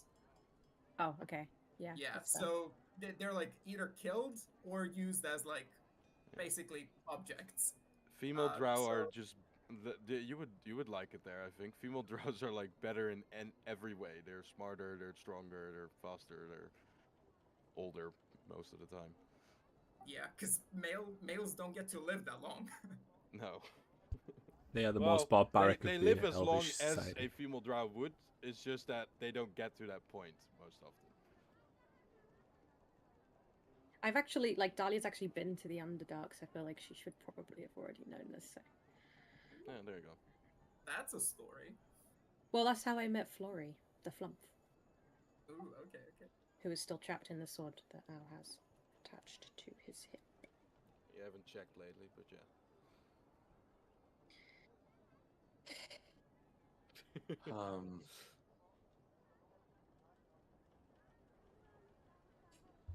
I mean, does Al even have the power to come back to the material to this plane if he jumps through that portal? Like, and it works?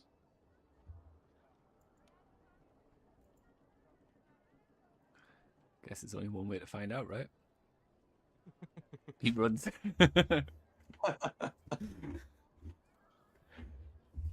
Well, the barge is moving on now, so if you want to do anything with the barge, then you have to decide now. No, I will.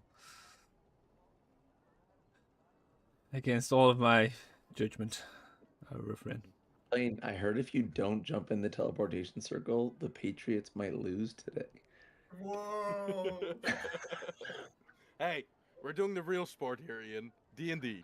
Let's I'll keep it D&D. I'll jumps in Well- the I'll jumps in the teleportation circle.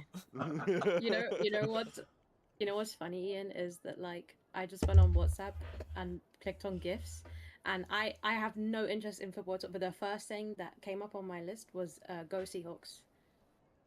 Oh, So- really? And, So get, and, I get, just- and, I- and guess what you decide to click on and send me?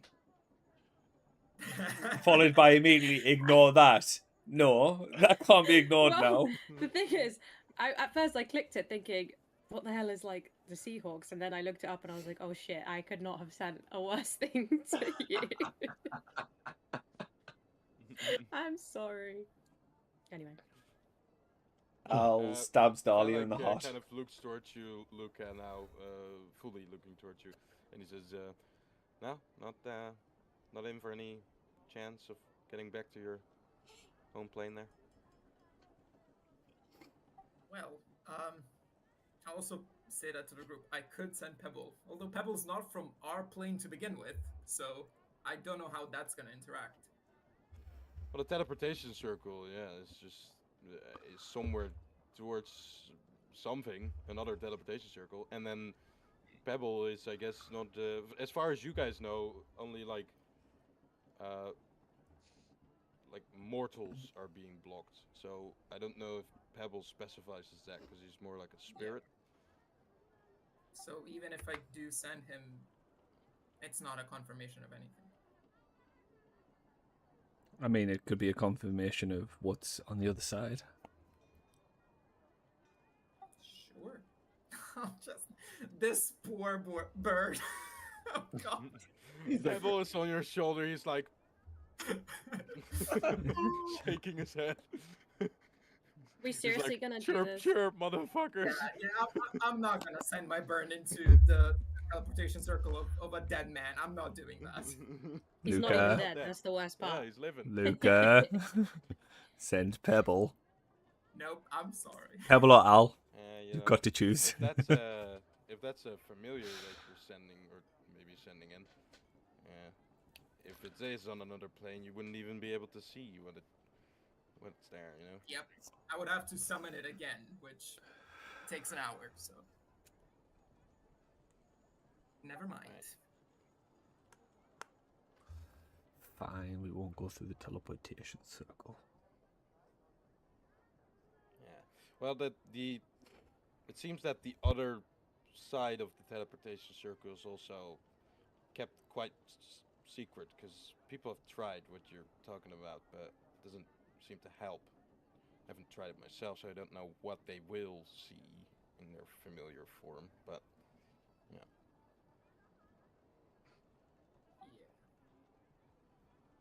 All right, Whoever well- created that thing seems to be quite tied on holding it a secret. What's on the other side? I guess it's the whole purpose of the whole thing. Well, and since Yeah. it's the Hells, I'm gonna guess that secret is not candy canes and rainbows. I'm What we guessing know- not now. You What don't we know about the Hells is nothing is free, and this doesn't seem to have a cost other than possibly your soul. So the upside can't exist. I guess Al not having his own soul could be the perfect candidate, but I think we should move on and find this harp, or try to at least. I'll just say this: I've been here in the theater for many days now, and well, anyone that jumps in there, I haven't seen again. So Sounds Yeah, like I a would say- challenge, Falik. well, it could mean that they're sent back home, but it also could mean that anything else, really. Oh, I really want to jump in the teleportation circle. And there it goes. Yup, can we do like a quick save? Can we do quick save? I'll jump in whenever you want. No, it's a jump in or not. All right, we're gonna move on to the next barge because you guys have been stuck on this for long enough. The next barge seems to pique interest as well, as it is indeed something that you hear before you see it as it comes around the corner. Um, you hear different keys of musical notes coming from voices, it seems, as you see something that probably trumps the disturbance that you've seen from the archery competition, as well as the living red wizard that was a teleportation circle. You see a well, it's a barge in like a rectangle form, but the podium itself is more like a square. You see a on the square there is a also squared kind of wall, creating like a sort of a like a wall without a roof. Um, in that wall, there are one, two, three, four, five, six, seven, 8 individuals that are restrained in the wall. And where they are restrained, there are holes, and these holes glow a kind of red orange, as if burning the contestants. There's one around the two hands, and one around the neck, like a guillotine kind of thing. Or not the, yeah, guillotine, I think, as well. Well, it's only the heads. One of those, like, wooden lock things, right? Where, like, the people would be locked in. That kind of thing. The hole around the neck with the red glow seems to glow brighter in particular moments, torturing and hurting the souls that are inside this locked up wall. When the glowing orange light kind of intensifies, it motivates the creature inside the wall to scream, and it seems that they can only scream in a particular note. You don't know how or why, but that seems to be the thing. Creating this fucked up kind of instrument where, well, I'll just read what it says. A musical instrument where each key drives a red glowing light into the flesh of the poor mortal soul whose throat has been twisted to utter a note of perfect pitch in different key. Above this open kind of wall lock-up thing is a tiefling that seems to be flying. The tiefling is of old stature, grey beard, grey hair, horns swooped back, and a beautiful ornated purple, goldish, whitish kind of robe. He also holds something that is in particular interest, as he not only flies above this, um, well, just instrument of complete and utter torture. He also holds a harp in his hand, which seems to be a thing that he strings to kind of get the attention as he comes around the corner here. And he says, I am Garzak, the bard wizard that will give you the pleasure of all. This is my new instrument, an instrument that I have created personally and have captured some of the most talented singers of the material plane.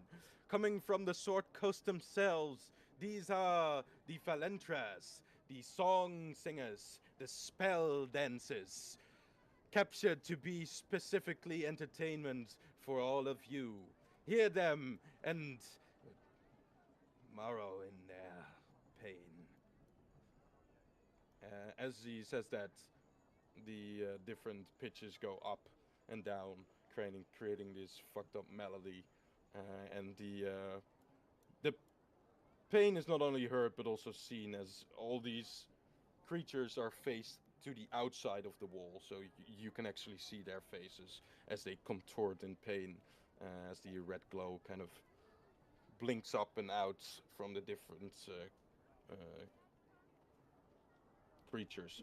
And now coming close to you, you actually can see that these creatures seem to be where we were talking already about drow and with females and males and stuff. I guess this one has a particular hate for females because this one seems to only contain females.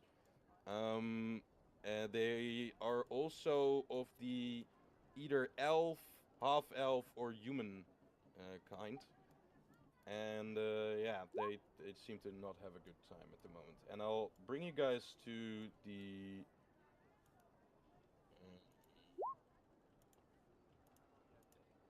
If I can here. I really thought for a Bring you- second you were gonna say that this guy, this tiefling, was like had a glacier pendant around their neck, and that it was my dad or something. And I was like, great, Nope. my dad's in charge of the synthesizer.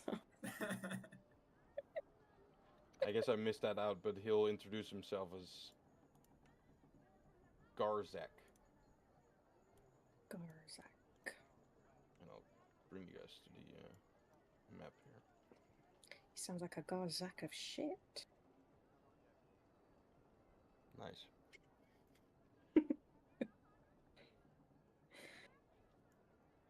You guys are placed here in the southeast of the map. And you see a few different kinds of devils, commoners, some golfers, some even a Hell Knight or a Zurkon, as well as a what is their name again? Why is it on the map? There you go. Ernie's on the other side here. And Garzak flying up above this this podium with the different Velentras, he called them, or spell dancers, making their well, their musical debut, I guess. What do you guys want to do? Oh, and also holding a harp. And the harp that he's holding, does it look devil made or does it look, you know? Give me an investigation check. You're trying to. I guess perception would work better because you're from a distance still. Well, it's I think 4 less, so it will be 12. You can definitely tell that this is not devil made. You can't really tell what it is made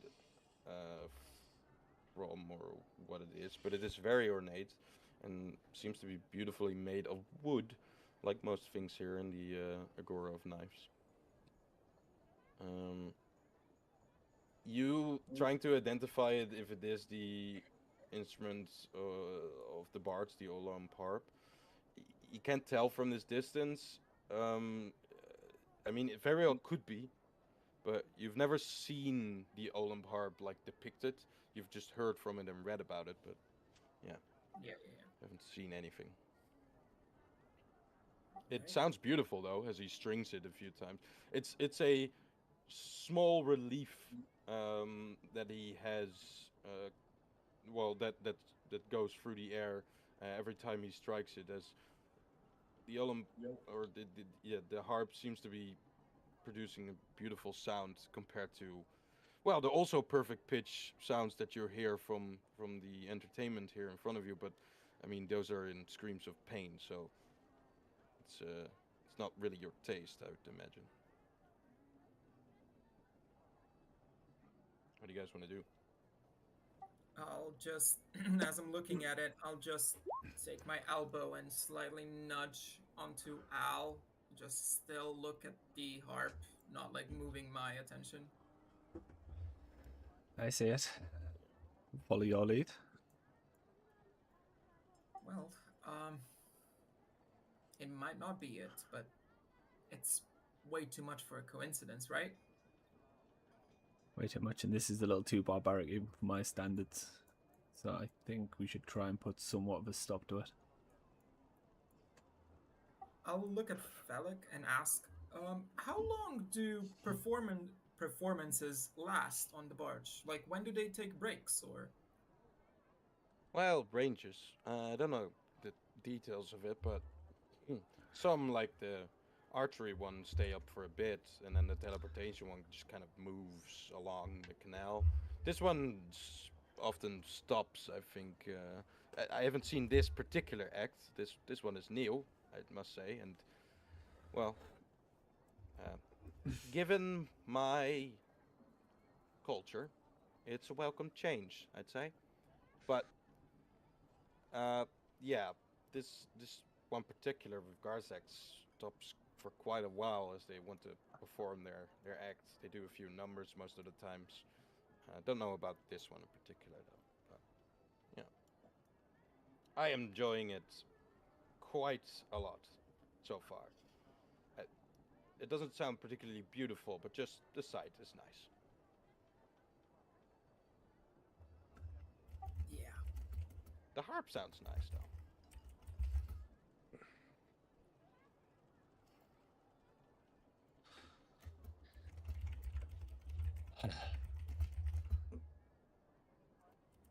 Is Do there a we? chance Luca can put a performance on that would rival this, and we could possibly take some attention away from that and maybe instigate a fight that we need to make or that we need to have happen as opposed to just go in and stab someone in the face? I Are think we we going to need to start a rap battle in hell? Yes. mom spaghetti, mom spaghetti. Mom spaghetti.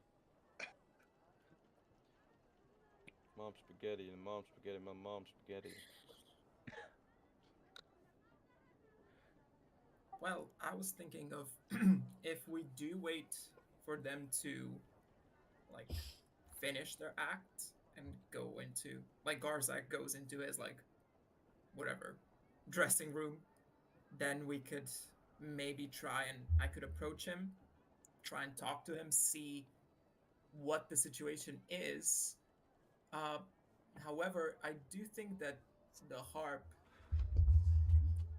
a little bit of metagaming, but I think it's attunement. So I think if we wanted to get the harp away from him, it wouldn't be enough for him just to, or just to like steal it from him. Yeah, I you think can we need tell. to get in You some can. cover. You can. You've, like I said, not seen this harp ever, but you've read about it, and yeah, it's a magical item that definitely requires attunement. Yeah. Well, Ios had posters of dragons on his wall when he was younger. Luca had posters of that harp. Sorry, is it canonical that Ios wanted to be a dragon and Luca wanted to be a harp? It is now. I want to be a harp, mom. You can be anything you want, darling. Well, yeah, I mean, you can with true polymorph. Nothing is impossible. I But always have wanted to create a character that is just was like a chair or something, or like a table, and got true polymorphed into a human, and now has like starts his adventuring days. Doesn't know what he is, but Hell yeah. what it just is also, of course, a chair doesn't have a brain, so it's like I just feel like I was sat on a lot of the times. what I feel the don't know weight of why. other people on my Yeah. shoulders, you know? Yeah. what animal scrotum did Al have on his posters growing up as a kid?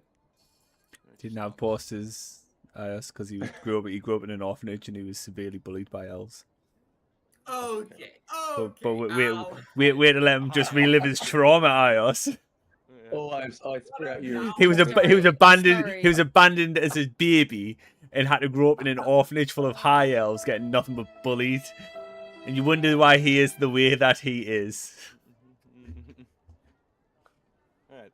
While we're discussing childhood traumas, there are some new traumas being made right in front of you. What do you guys want to do about this particular thing? You do see, I will say this, look at the barge is set up so that it has this kind of fencing around the barge here. It's see-through, and then there's two staircases going up One seems to kind of block the entire wall off on the north. The other one is only partially blocking off the wall, as on both sides there's actually a door that goes in. The podium itself is raised about 15 feet. So there seems to be some sort of cabbage or that sort of thing underneath the podium, probably where Garzak lives, or he has some stuff stored or whatever. So are you doing this by force, or are you doing this diplomatically? I don't know if we can do it by force here. I don't know if it's allowed. I'll ask Felik. Have there been many clashes out here? Maybe some rival acts or something that did not seem to get along? Mm.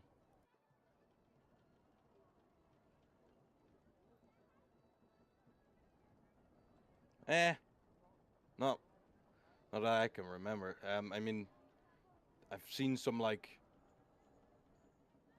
fights happening, but that was part of the act. And of course there's been some fights in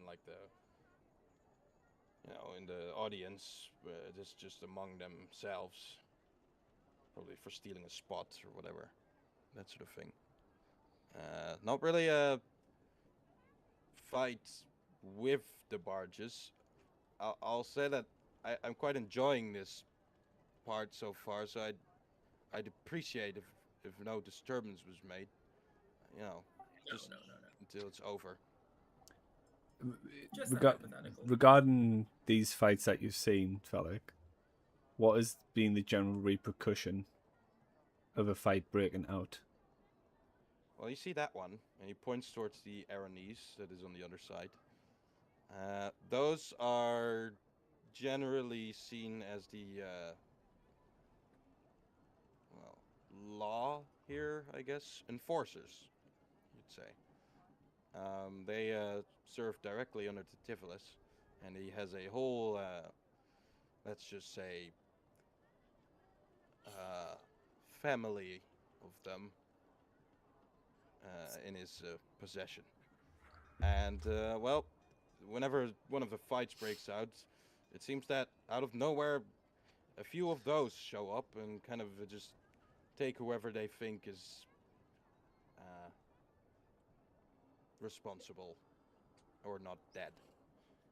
If the fight is just a minor inconvenience, that probably doesn't happen. But if there's like a big fight, right, something like a whole mob of creatures, or like someone important gets killed, they don't care about the imps or spinagons pretty much. But there's like a Zergon that's been fighting with something else. Usually something like that attracts the Aranese. You have to go quite far, though. Minor fights are just kind of ignored. Probably attacking Garzak and ruining his whole performance would draw some attention, especially because there's literally an Aranese right there. So, challenging him to a battle of performance that might be seen as less overtly aggressive. Maybe. I don't know. It's not like anyone has tried, I think, or at least not that I've seen. Why do you guys why are you guys so interested in this guy? I mean, it's about the performance, no? I mean, he makes great acts. I can agree with that, but why do you want to kill him so bad? Can I just about Felik and all that he said, like his mistress giving him the task to retrieve an item and everything? Did that sound genuine, or was it like him making it from the start? Give me an insight, particularly about that. Yeah, just like why is he here? Like his goal here. Sure.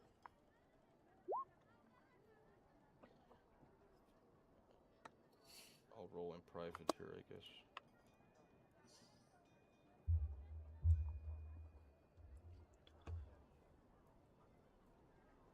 Yeah, I mean, seems like he's I mean, you wouldn't know why he would lie about that because you don't know him yet, but you didn't pick up on any deceivement or something in that phrase. He seems to not want to tell you what he got, but yeah, you believe he got something. He was sent here by someone to retrieve something, and now he can't get back. Seems So, logical. I mean, that's what a lot of people here go through, especially at the Gore of Knives, where it's like a big market, right? A lot of people come here to buy stuff and then want to go back, but now they can't. so you're enjoying that, like the sound of your own people being tortured. These are Oh. not drow. I thought they were drow. No, they're elves. Oh. But no drow, I see, or at least. What kind? See What? the What? other side very well. Looking at what kind of elves are they? Well, High like I said, elves. there some of them. Yeah, some of them are humans. The others are half elves, and some seems to be elves as well. Give me 2d4.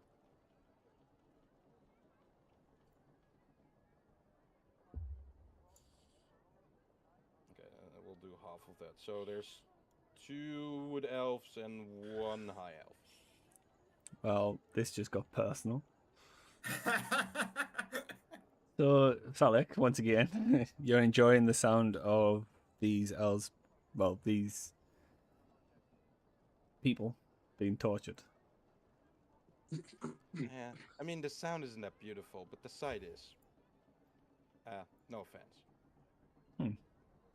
I'm going to cast blindness on him. Oh God! And I was just like getting an ally in the house. I was so excited. All right, I have to make a con save, I think. Let's have a look. Yeah. Yeah, he's blind. As you cast this spell, it's a vocal component, of course. So you'll cast some incantations, and he's kind of just gonna be like, "What are you doing? What? Huh? Okay." And I'm Help! just gonna come up close to Zane. I'm just gonna say, enjoy the sight now, bitch. What the fuck, man? This is, I mean, nothing personal. Get rid of that. Make me see again. Nope. I'm just gonna move down to the front of the barge. In a second, I'll just like tap Felix on the shoulder and say, "It'll pass in a second." He is like that. don't take too much offense to it. Your friend doesn't need to take anything so personal, especially not in the house. You sure this goes away? Because this is scary. I don't like this. I mean, the Underdark is dark, but I can see. Trust me, it'll go away. And I'll wait a minute How for long? it to go away. A minute? 59 seconds. I'm gonna cast it again. No. I've never slept in my life. This is very weird to me. Will you blink? Have you ever blinked? Yeah. Nope. His whole life. Well, yeah, but you know, we don't blink a lot. There's no sun, so your eyes don't dry up as much.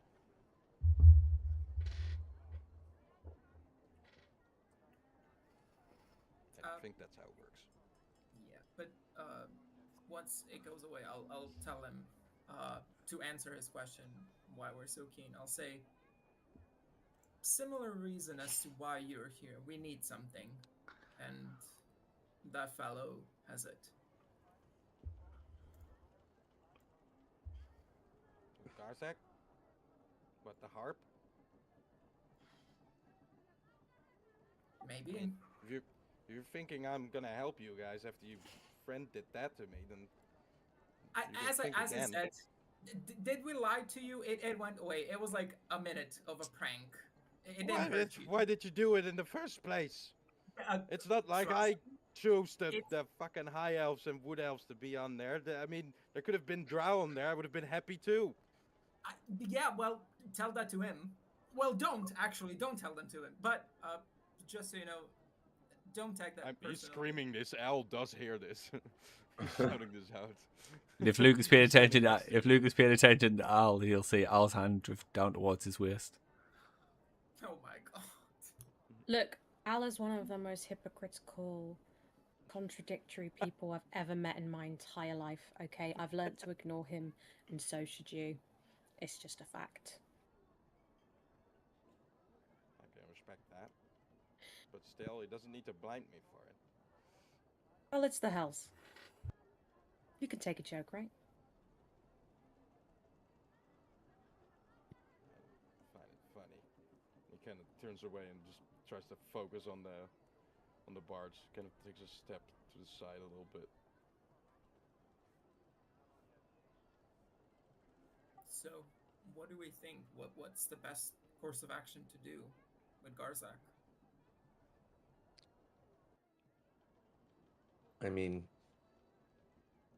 a non-conventional one would be obviously approaching it in a who could be the better entertainer as opposed to attacking him outright. But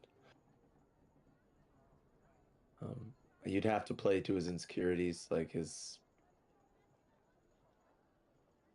I'm sure he has a frail ego deep down. But can we back up the performance? I know you're formidable, but I'm unpracticed with my lute, and Let's not forget last time you tried to play in front of a live crowd. yes. Yeah, that's stage fright is paralyzing. I'm cursed with talent, and that I spiral from there. It's like it's hard. Well, I could try and, as you said, try and invite him to a battle of the bards. But again, if I'm not able to beat him, and if he just refuses outright, then what do we do?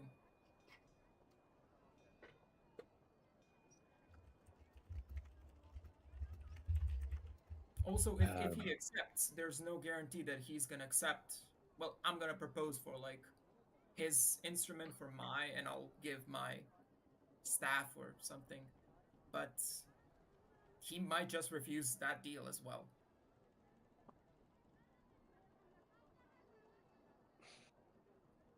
While this is all going on, he's been kind of like titling the next songs that he proposes towards the audience, and they kind of cheer whenever they recognize one.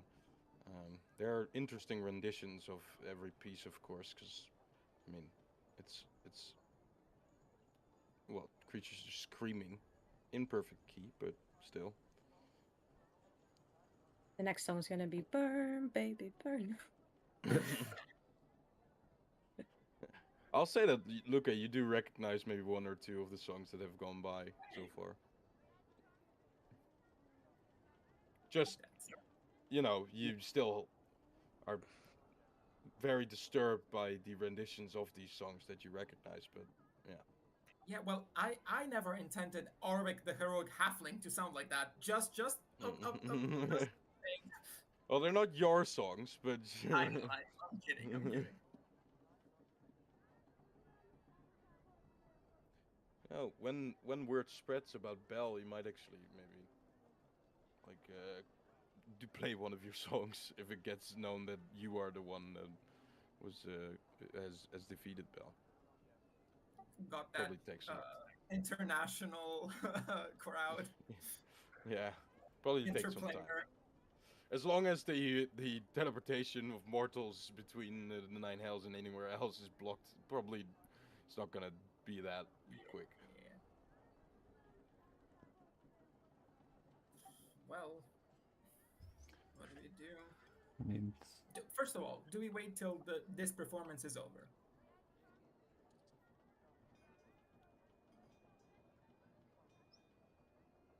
Yeah, I don't.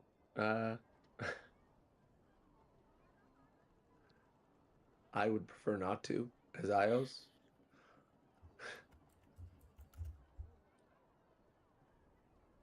Um, What the fuck is this Uh, discussion in the fucking? It's just don't pay attention. I'm arguing with All Al right. about his mixed values. Yeah, I see. Just in the back. I'm just gonna place you guys like in the corner here, just having your conversation, and I'll do. There you go. That's how it's going.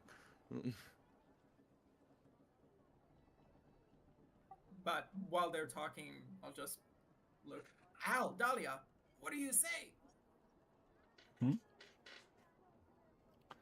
I think really this Dahlia's got a lot to say for somebody who she doesn't really know. Not about that. About the harp.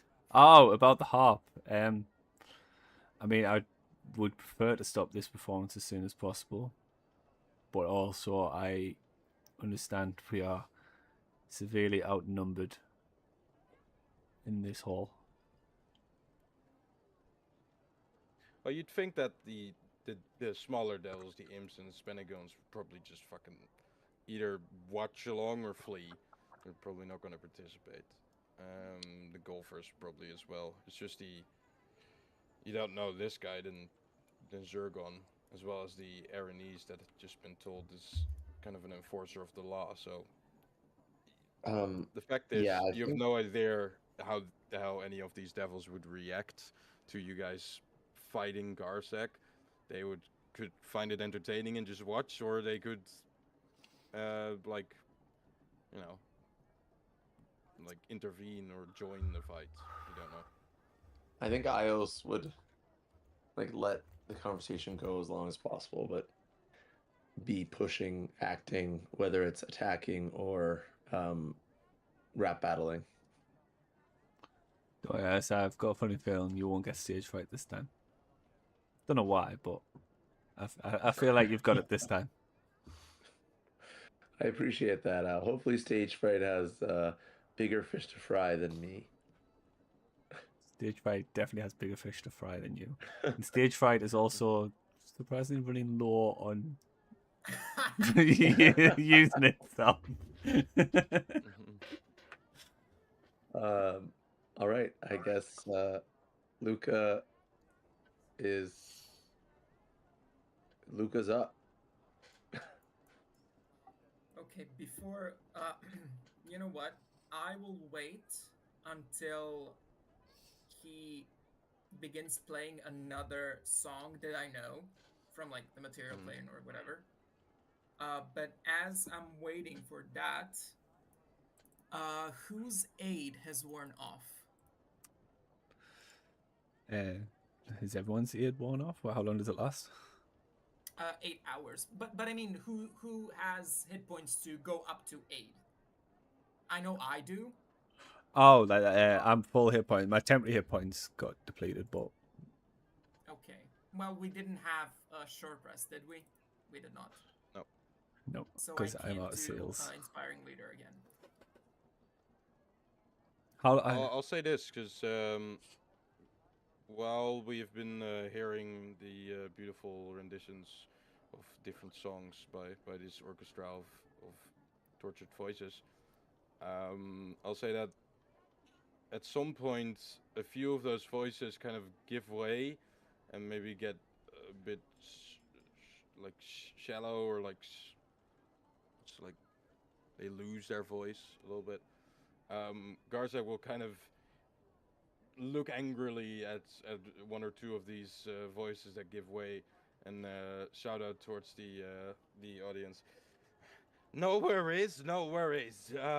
Just a 5-minute break for our contestants to recatch their or performance to recatch their voices, their sound. If they don't, you will see another sort of entertainment I'm sure you will all be pleased to see as well. And he kind of looks towards angrily again towards the voices that gave out a bit.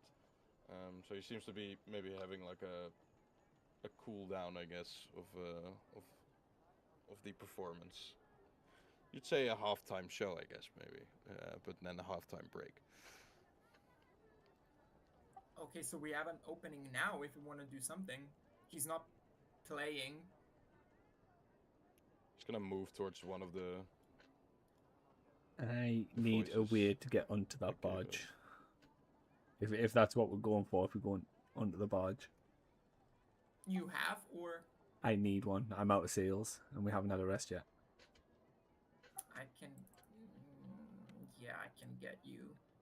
I can get you and somebody else in there if necessary at a second level fly spell. Fourth level fly spell. My bad. I'm out of flight for the day. I used it on our battle, and I can What? cast a floating disc, which can carry us across. That's also a great thing.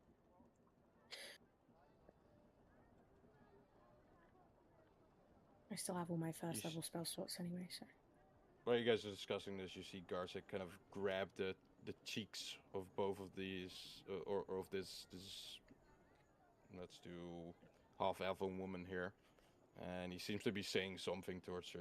It's too far to hear, but the woman seems to kind of want to draw away from the hand, but he grabs it tightly, and then after he's done saying something, she seems to kind of nod painfully, and he kind of flies up towards the other one on this side. Okay, so are we doing this? Yep.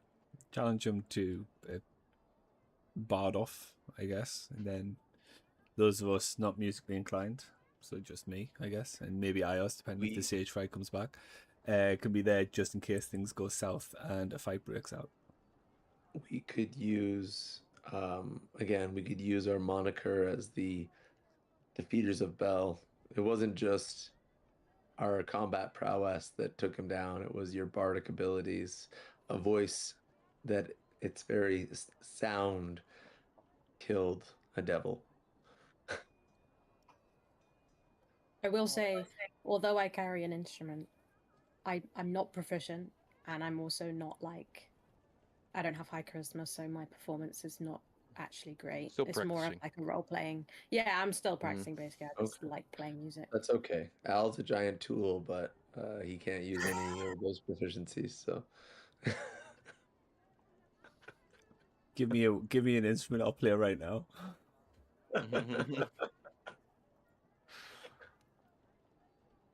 okay, so I guess is it weird with the floating disc? Like, is it a big visible platform that we jump on, or is it like Yeah, basically. okay? I think it's invisible. Oh wait, no, it's a horizontal plane of force. Okay, well, it doesn't say it's visible, so. I mean, there's a lot of weird things here, so I don't think a lot of things would mind. How much would we all weigh though, put together?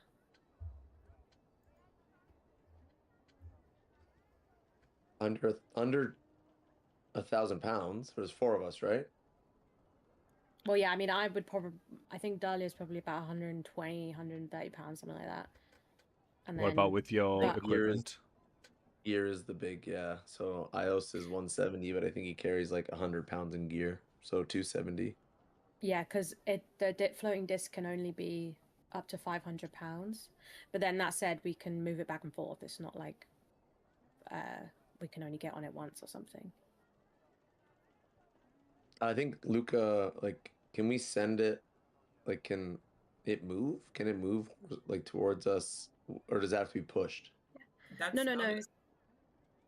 Yes, so it can just be like moved. So it's like Just put it the in chat. disc. Okay, the disc is immobile whilst you're within 20 feet of it. If you move more than 20 feet away, the disc follows you so that it remains within 20 feet of you. It can move across uneven terrain. So basically, I need to. You need to be already on the other side for it to come across then. Yeah. to move, or yeah. But then what was the distance between us and there? Okay. Yeah, so whoop.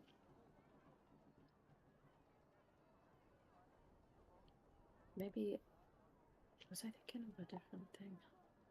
And also, just like even if the disc like brings us to here, like you can jump like Well, 10 feet. she to can't it. move the disc until she's 20 feet away from it, and then it follows her. So she would Yeah, need to but get across first, and then have the disc follow her that way. yeah, Yeah. just she gets up to like here, and then the disc slowly begins following. How's she going to get across? Do you not have a way? Where there's a will, there's a way. Can always become a cloud of gas.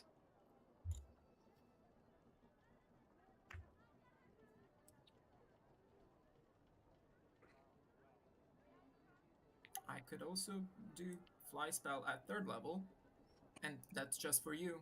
So I can also keep the fly spell, so it's 10 minutes and you can fly about.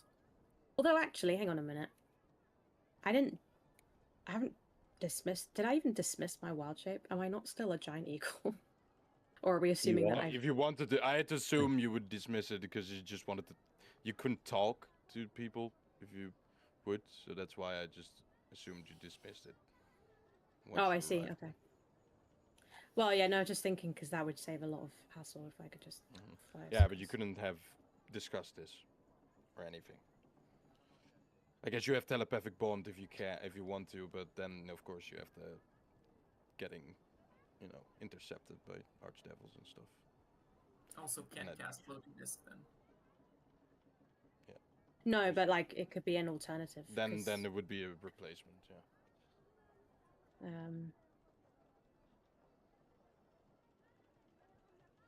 Oh well, it's kind of up to you guys because.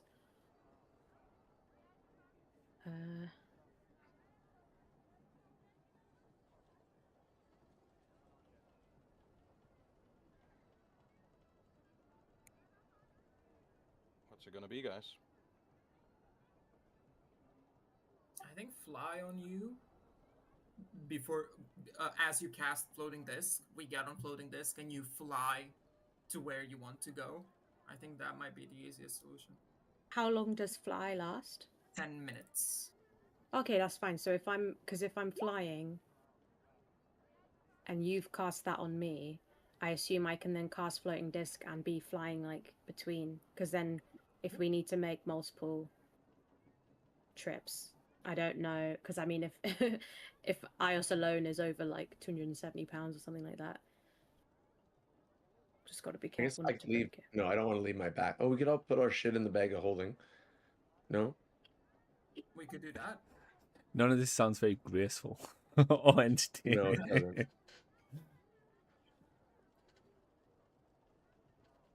Oh, it's all about the performance. You can make anything graceful, right? I mean, look, if Dahlia just strides off in the air and then Luca stands on the disc floating above the water and speaks to this guy, I mean that's gonna draw attention. So I think that's great. Ios could climb in the bag of holding. So graceful. Well, you climb in the bag of holding there, then when we get there, you just jump out. It's like a bunny out of a hat. Yeah. Yeah, we can start off with a magic trick. Just It's a dragon born out of a bag of holding. It would be more like. just You're fucking heavy, dude. What the fuck? I know you're made of stones, but Jesus. Okay, Luca so just cuts his cast hand. flying. Should we just do that? Get going. Sure thing. You got So fly. you're casting fly on Dahlia, and Dahlia is then flying over and making a floating disc, which you stab. Exact moment our hero. What the fuck? Sorry. welcome Just to started Watch playing. Mojo. That was the AI thing. Yeah, I accidentally clicked that link. Yeah, it's okay. Okay. But So let me just mark some stuff.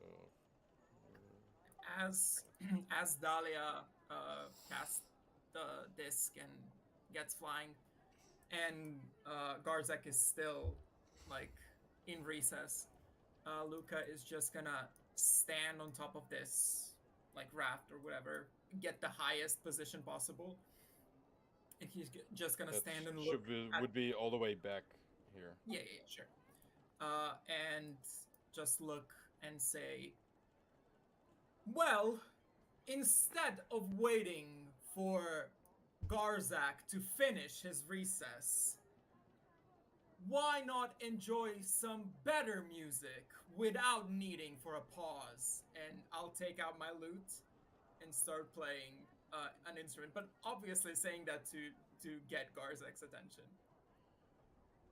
Mm-hmm. You start playing as well right away. Yep. To give me a performance check. Which song are you playing? Okay. You're playing and Al the Dragon Slayer. Can I Al the help? Dragon Slayer. I'll say Dahlia helps because she's kind of Thank you. using the floating disc.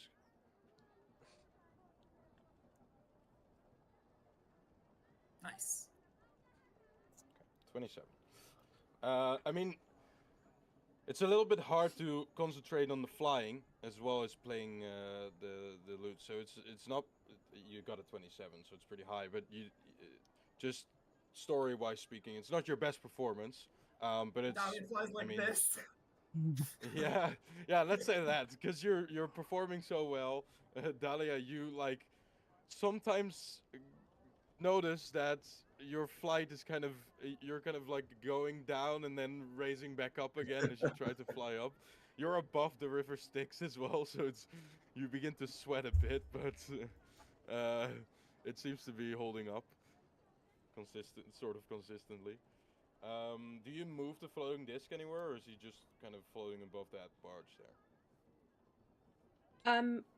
Well, I can move him towards the center. Yeah, towards you, right? Yeah. Yeah, go ahead. So you move you point to where you want to move him, and then or Luca will move himself. Well, if he's because Luca's there already, so he wouldn't even like he would already have to be like here Sure. because he's like 40 feet away right now, and so he would have already floated to like here. Yeah, sure. And then I can move across like this way. Alright. Garsek will kind of talking to what seems to be. I know you can see she has different art than all the others, and a name. She seems to be have spoken up towards Garzek as he was talking towards this woman here, which seems to have impressed Garzek as the whatever spell or enchantment he has cast on them, so that they only go into a specific tone. Well, it seems that talking is one thing that he didn't account for, so he has drawn his attention upon this woman here, and was talking to her while you begin your little speech there and began playing. He immediately, on hearing that and hearing the lute, kind of flies up and says, "What is the meaning of this? This is my performance. You're stealing it."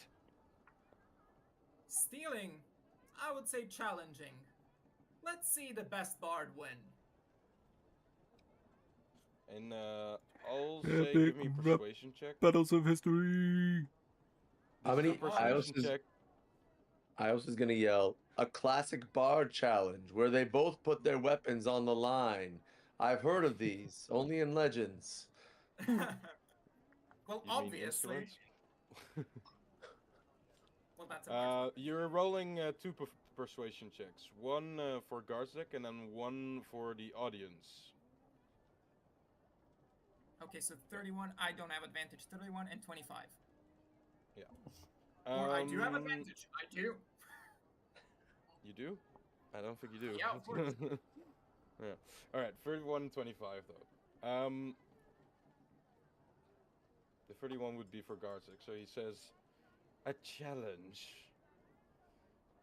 and he kind of looks down towards the two females that were still kind of recovering, and he says, "Well," and he points his direction more towards the audience for this as he says it, and begins to speak and says, "It seems that my entertainment still needs some flogging to get it into the right shape.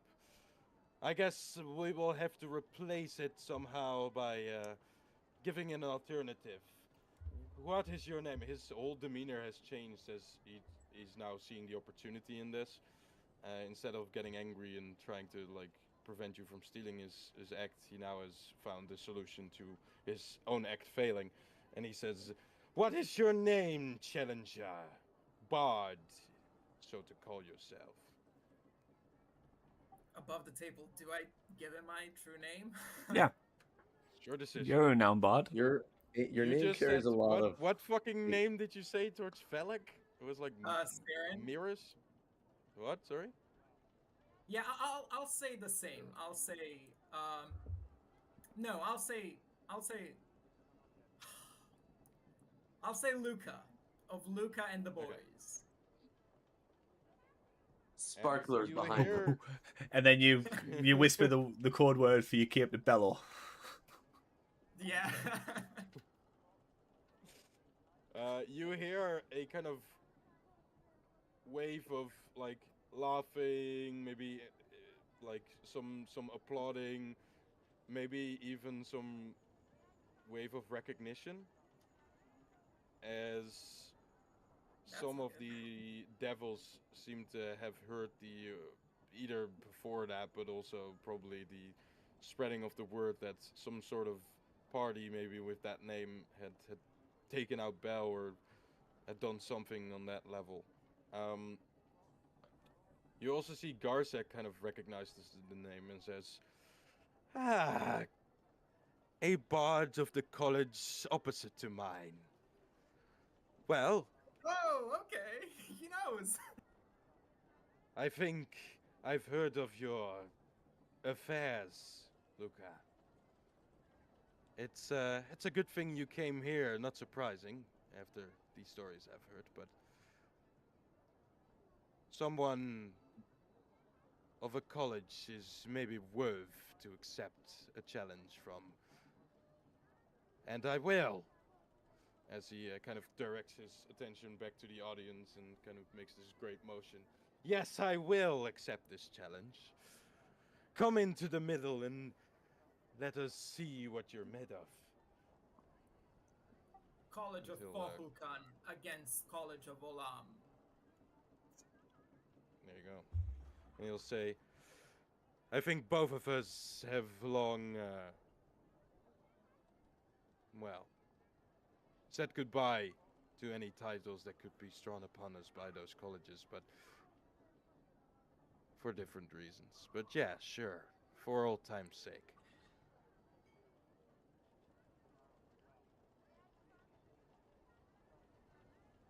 Okay. By the Felt like way, you hear in the background, "I thought your name was Saren." yeah, I'll just like to Felix. I cast by the blindness. way, I'll slap him. yeah. Shut up. College of Fohukan is like first or second like college of bards, which is like the most basic ones. College of Olam is like the last seventh and the most powerful.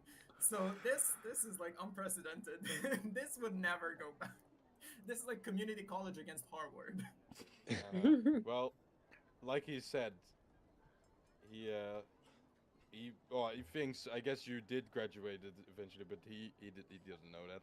So he only knows of whatever went on before that, it seems. But he, like he said, it doesn't seem that there is you know,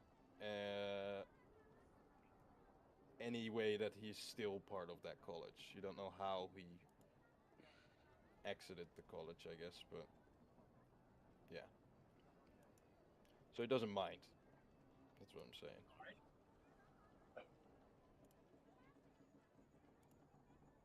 Okay. Do you float him into the middle, or is he staying there, Dahlia? Well, I've moved, so he should sort of get to the corner of the like Right.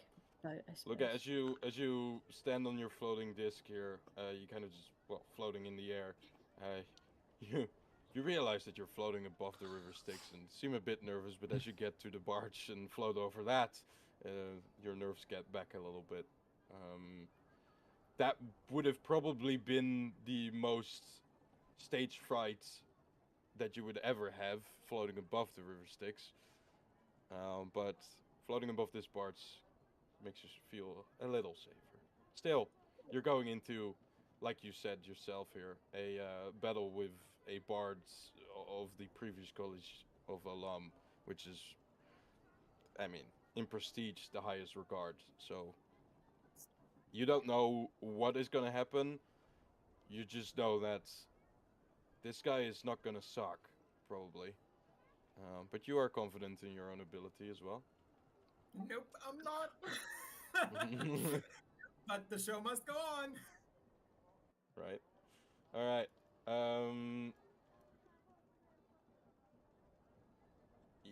Garzek also just notices Dahlia kind of flying there as well. You seem to, I'm assuming, have a little bit of a, seem to try and not have the attention on you, but I mean, you're floating there as well, so he says, is she helping in this performance? I don't recognize you, Tiefling. Well, all great bards have their. How do you say that in English? Really careful Even though- choice of words when you finish No, this but sentence how there. do you Have say their that? slaves. I get it. I get it. My own production team works very Yeah, hard. production as team. well. There you go. Mhm. I wanted to say a band, but then they would have made you compete, so I didn't want to say that. Groupie. Not that. All right. He's gonna say, "All right. Well, I'd say join us, but if she is only there to make you do that, then sure. Come into the middle, though. Float above the lights. It's better." Uh-oh. Uh, how Your tall is this production wall? team would definitely agree, I'd say, if they have any knowledge of lighting and performance. The wall, so the barge itself floats just like this. This floor floats just a few feet above the river Styx. Then this goes 15 feet up. The wall is just like I said, just four walls here. They reach only about like maybe 7 feet or something. Okay. They want, of course, you to be able to see the entire barge from where you're sitting and stuff. So they don't want the walls to be that high, too high, because then you couldn't see this side of the wall if you're sitting where these golfers are, for example. All right. So he now standing nearby or floating nearby, I guess. Roll me an investigation check as you're looking upon the harp here. Ooh, do it. Okay. With a 19, I'm gonna say that the harp again seems very well made. It is probably coming from the College of Olymp, as you see some sigils and decorations that you've seen before in like scrolls or texts that depicted maybe like songs or just like books from the College of Olymp when you studied the colleges a bit. Just in general history knowledge, maybe that sort of thing. But you cannot, like, you don't know exactly if this is the Olymp harp. It's just that this harp seems to be at least originating from the College. Yeah. Okay. Okay. That makes sense. So, now that we're here, we're gonna actually roll for another performance check to see who wins this bard off. Okay, but so can I get my entourage with me? entourage. Yep, like my band. Can we float across on the disc? Is that what you're asking? Yep. You'll have to jump off of it. Oh yeah, yeah, Yeah. yeah. Well, once I'm there, I'm like on the ground. Okay.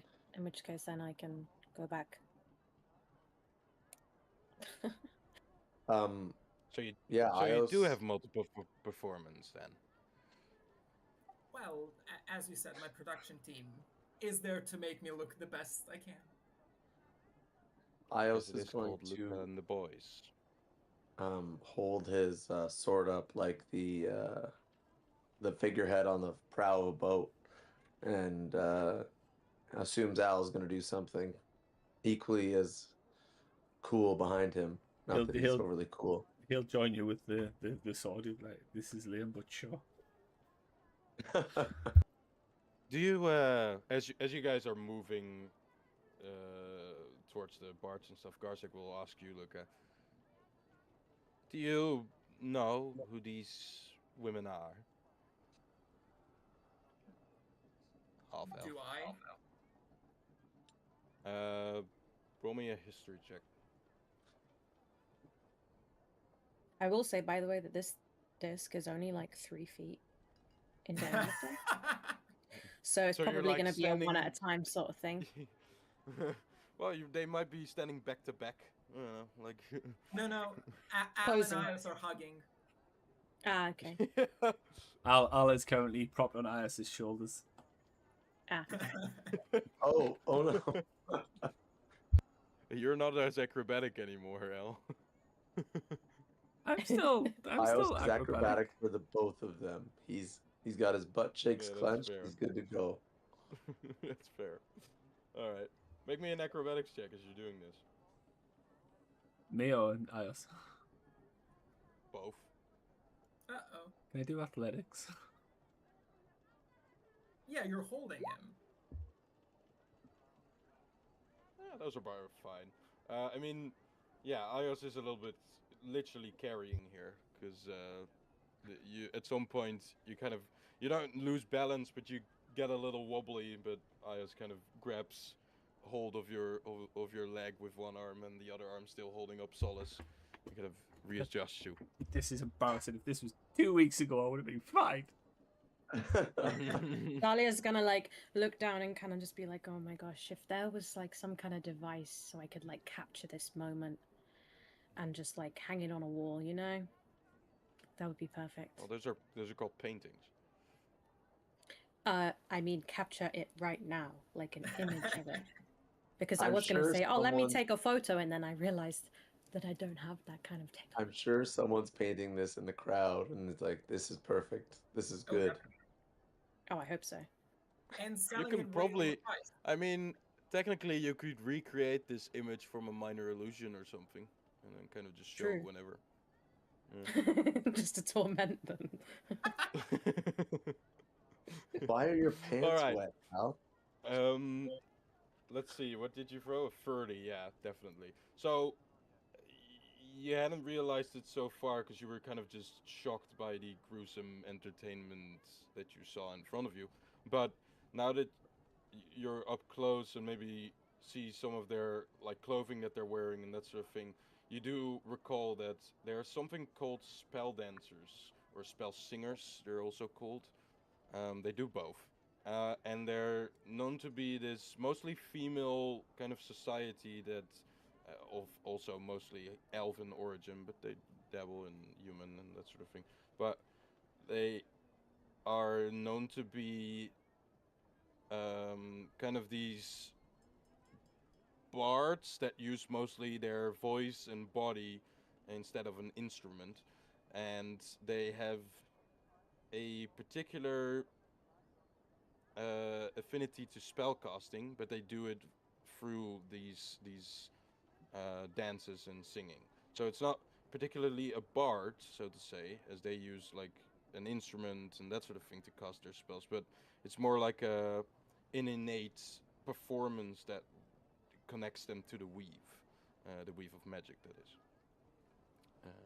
which they draw out magical powers and then are able to cast spells from that.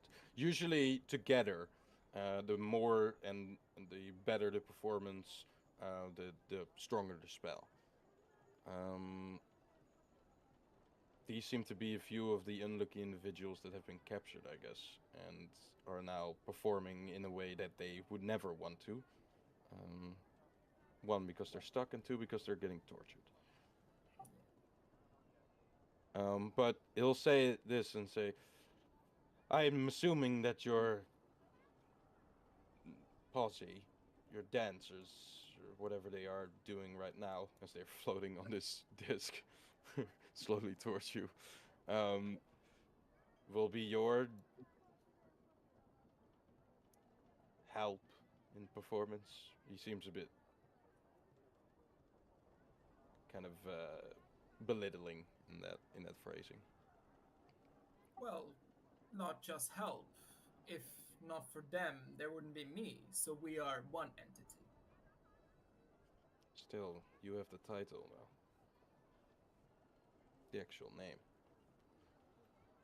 Well, so does Florence and the machine, but the machine is important as well. So, you know. All right, well, bring them over. I guess you'll need any help you can get. As he floats up high above you and begins to say, of course, the challenger, like one would dare to go first. So I'll give the podium and your attention towards Luca and the boys. Give them a warm welcome. As he kind of flies towards the back here to give you guys the room. And the devils seem to applaud in that, kind of entertained and curious on what they're gonna see here. The spell dancers, it's a weird sight, look, because you're now in the inside of this cube, so the spell dancers kind of are all facing their backs towards you, so they can't really see what's going on. But yeah, I I'm guess gonna they whisper. see all of Can I the dancers floating over. can I whisper to Al that we are going to do a pantomime? We are going to do a dance version of Luca recounting when we killed an aspect of Tiamat and destroyed the Red Hand of Doom. Because I'm sure that's the song he's probably going to sing. And he doesn't have to move a lot. I'll move for the both of us. You just have to use your charismatic performance and persuasion charm. Yeah, if you guys want to help in Okay, this I performance, believe. I'll give Luca. I'll give Luca advantage on his performance check here, but only if all of you do something actively to try and help. Yeah. I was thinking like we all either do, because I didn't want them to like sit there. They should do something.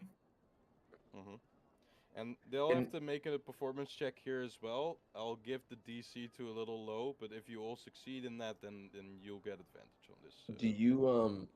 Did you tell us what song or what melody you're gonna like? What are you gonna perform? Do we know? I mean, after like a chord that I begin playing, you will recognize. Because like look up like repeats 30 or so songs. Okay.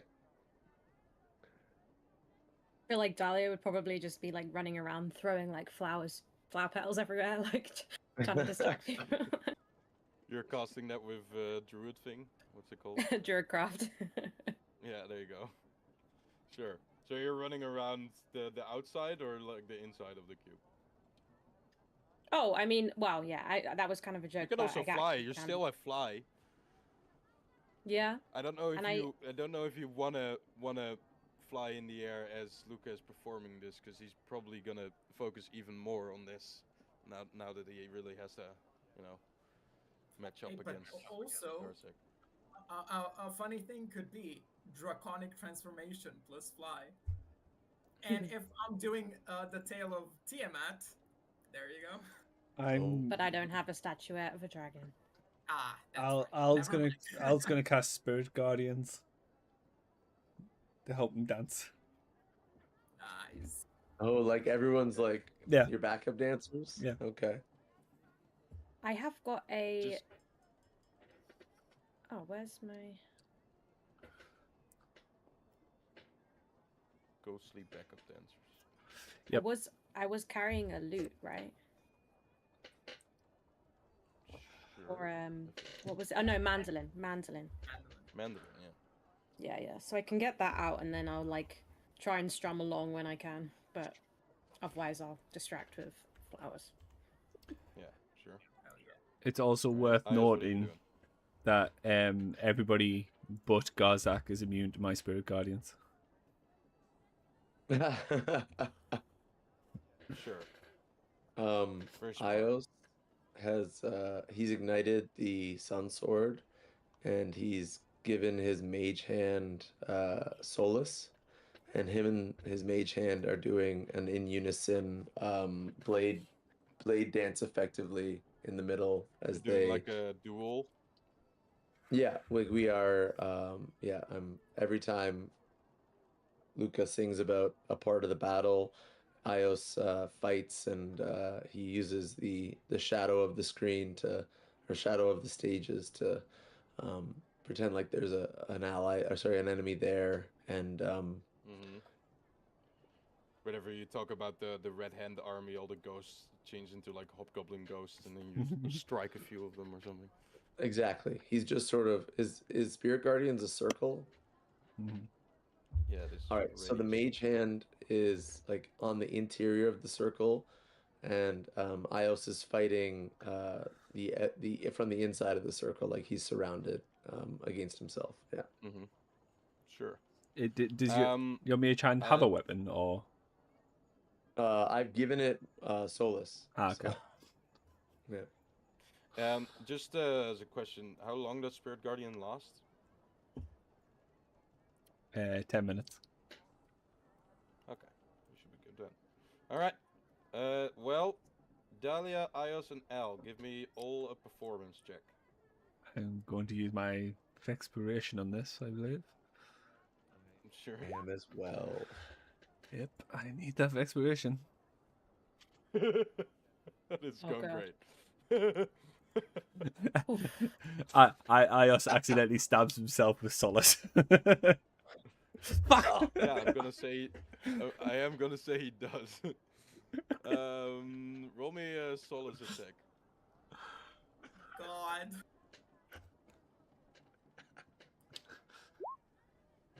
You, And I you would show say Red because you Dragon don't Soul. expect it. Roll good I'll on say that because you one. don't expect it. It's with sneak attack. Let's do that. With my mage hand, I can't do attacks with my mage hand. How do I sneak attack myself with my mage hand? Well, it's still your own sword. You son of a bitch. All right. Is this the first time players actually damage themselves properly with an attack? I'm going to use my reaction to cut that in half, you sadistic asshole. Sure. So you take 15 damage. All right. I will say the devils love blood, so That is true. I meant to do Yeah, this. because you actually are bleeding now. I'll say that your performance suffices because they do like that. And with the what is it, like 15 and 15? Yeah. No. Yeah. Yeah, 15 and 15 from the others. I'll give the advantage. So you look at as you see your boys performing in front of you, trying to help your performance. It boosts the performance overall, and you can throw with advantage here. In the future, Yop, I would have liked to make an acrobatics check because that is what I was intending to use. All right? I know it's still in that one, but Yeah, it would have been the same result. plus Yeah, 15. go ahead. so Luca is gonna do like the melody that does follow the song of like what they did in Brindle and against Tiamat and everything, but it's also he continues with other lyrics, and it is going to be basically a ballad of the bard, a song that Luca has been writing for himself about his life, basically an autobiography. So Cool. let me do a performance, and I'll mess this up. Watch this. I rolled a 30, a 31, a 25. Watch this. Two natural ones. Okay, okay, that's okay. Hell yeah. 26 is The okay. natural one. And a natural one, but let's not just count that one. 26. All right. So you give your ballot. Your party members help you in this endeavor, trying to to the best of their ability act out their performances, assisting that one of yours. Yeah, and And overall, yeah. Sorry. here it goes, because I've prepared Yeah. this for a day to Uh come. huh. There's the Ballad of the Bard. He dwelt beneath the willow leaves in silent ease of Aglarond, where furrow fields lay fallow grown, and shadows shone the stars beyond. He labored long with lute and song in dusk among the Skyamore, his melodies like butterflies that wandered skies forevermore. He sang of starlight symphonies and mysteries and alchemy, of towers tall in Veltalar, of Simbark's art and mystery. But fire came unbriddenly, a burned plea, a magic spark. He called the rain to quell the flame, yet bore the blame, alone and dark. He fled the farms of bitterness, of narrowness and chastity, to chase a tune to silvery moon. Through ivory halls and tapestries, he met a bard of will-o-wisp with pretty lips like poetry, and love he found in secret sound, then lost it all in treachery. And that's the first part. There's more, Woo! but let's go part by part. Sure. That was really cool. I didn't expect that. Hey. Nice. Well done, man. All right. The performance is well received as the devils seem to applaud as you finish your first verse here. Um, Garzak will then kind of slowly applaud as well, trying to merge in with the crowd a little bit, I guess, seeming that they find it entertaining. And he says, "Those are some good endeavors to entertain, but it is not someone from the College of Olymp. Let's be real. Luca, you get your performance time, and now I will follow up. Make room," as he flies high above you all and begins to play his performance. And I don't have anything prepared to the likes of that. But What do you mean, y'all? he'll just So therefore it's what disadvantage, he'll right? do. Sorry. So therefore the roll's at disadvantage, right? Yeah. No, what he'll do is it will be a straight roll. I'll do that. He doesn't have any helpers or performance. Dahlia just Um, casts deafness under her breath. Yeah. mm. Good luck now. sucker. Actually, you will probably like say some incantations, and as he begins to play his harp, the voices that have not gone out from the spell singers will begin to melody along with his performance. Um, and he will tell a similar kind of theme of song as he tells about his endeavors in the College of Olymp, how he was, or how he came to that college as no one,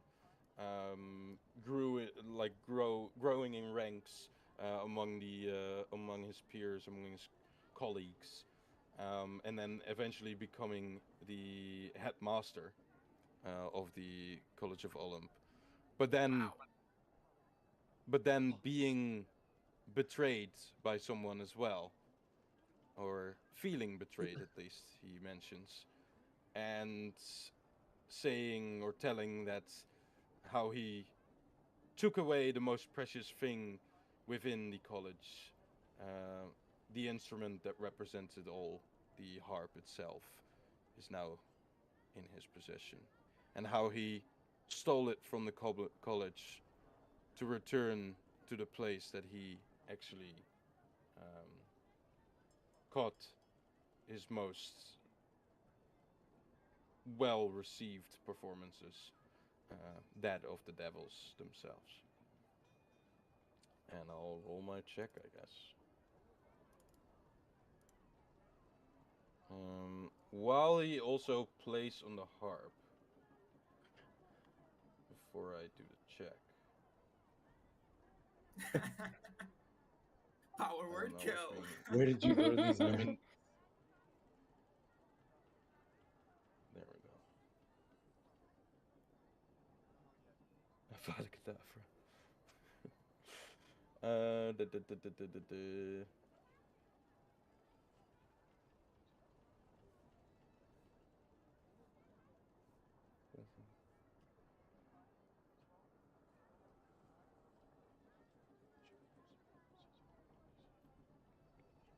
Yeah.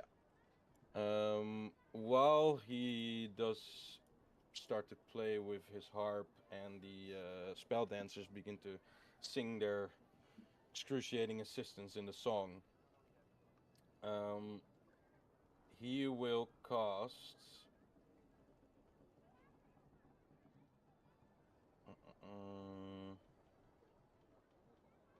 Yeah, he will cast.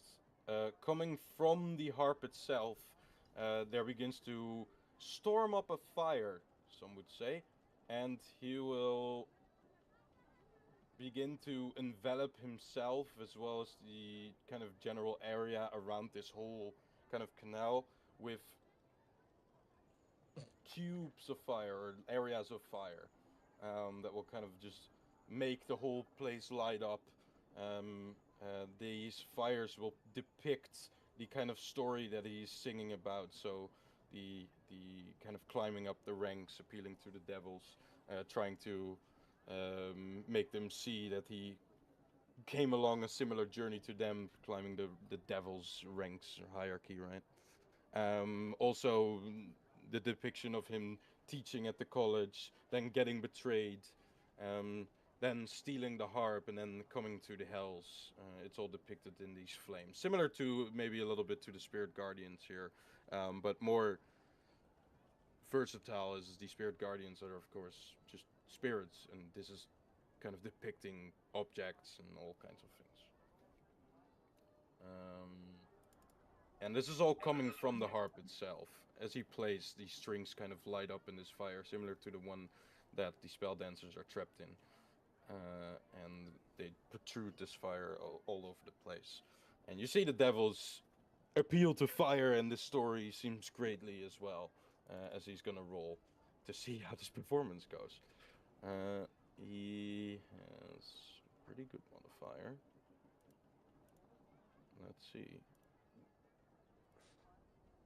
Yeah, that's pretty good. Okay. Okay. And as he But does,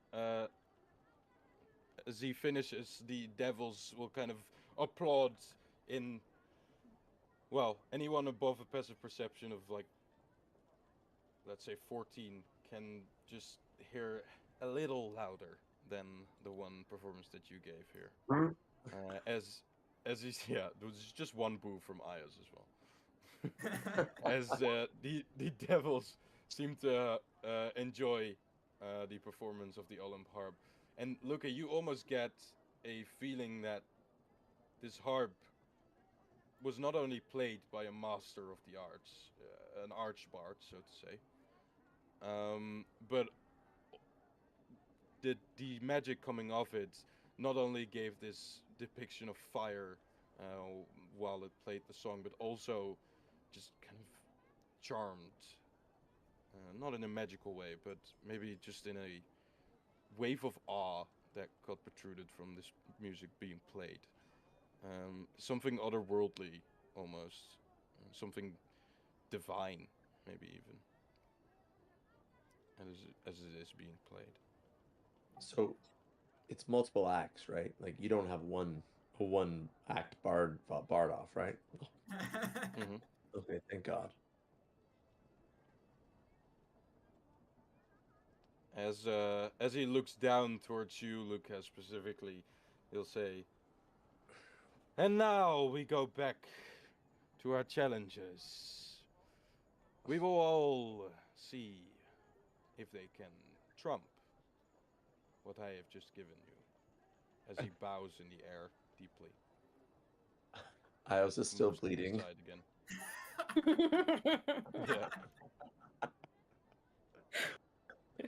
Vorpal sword You have next. as he also then kind of says towards you and to the group.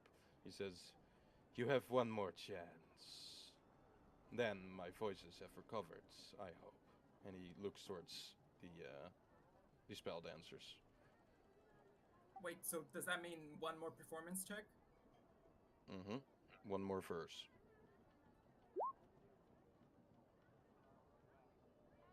Ooh, God. That's a great roll. Are we doing something different, or are we just doing the same thing in terms of So helping Lucas' performance here? I'm aiming to help Luke's performance, but I'll also like shimmy on over and like I'll pat him on the back and I'll cast guidance. Thank you. Sure. okay, I'm going to is there like one really big like does it seem like there's someone who's overtly important in the audience? I mean, the hierarchy of the devils is pretty clear. It's literally written in their physical form. So the Aranese and the Nazurgon are definitely the highest ones here. You, you, it's slipping who is higher in the hierarchy, but they're both pretty much up there. The golfers are after that, I guess, and then the Spinnigons come and the imps, and then of course the commoners after that, but they're not real devils. The nightmare even is higher than the imps and the Spinnigons. So would this be the highest devil in the Like I said, it's slipping if your knowledge if it is the Aranese that is higher or the Nazurgon, but both are up there. Okay. Is Garzak hostile to us right now? Yeah. That is for you to decide, I guess. All right, I'm just gonna try to get in Garzak's head by using my panache. Like, so I'm gonna try panache on Garzak to try to charm him to be less effective in his, um, I guess how he operates. So I need you, as Garzak, to make, and there's nothing hostile about this. Like, it's not gonna like cause him pain or anything. It just has an effect after. So I'll put the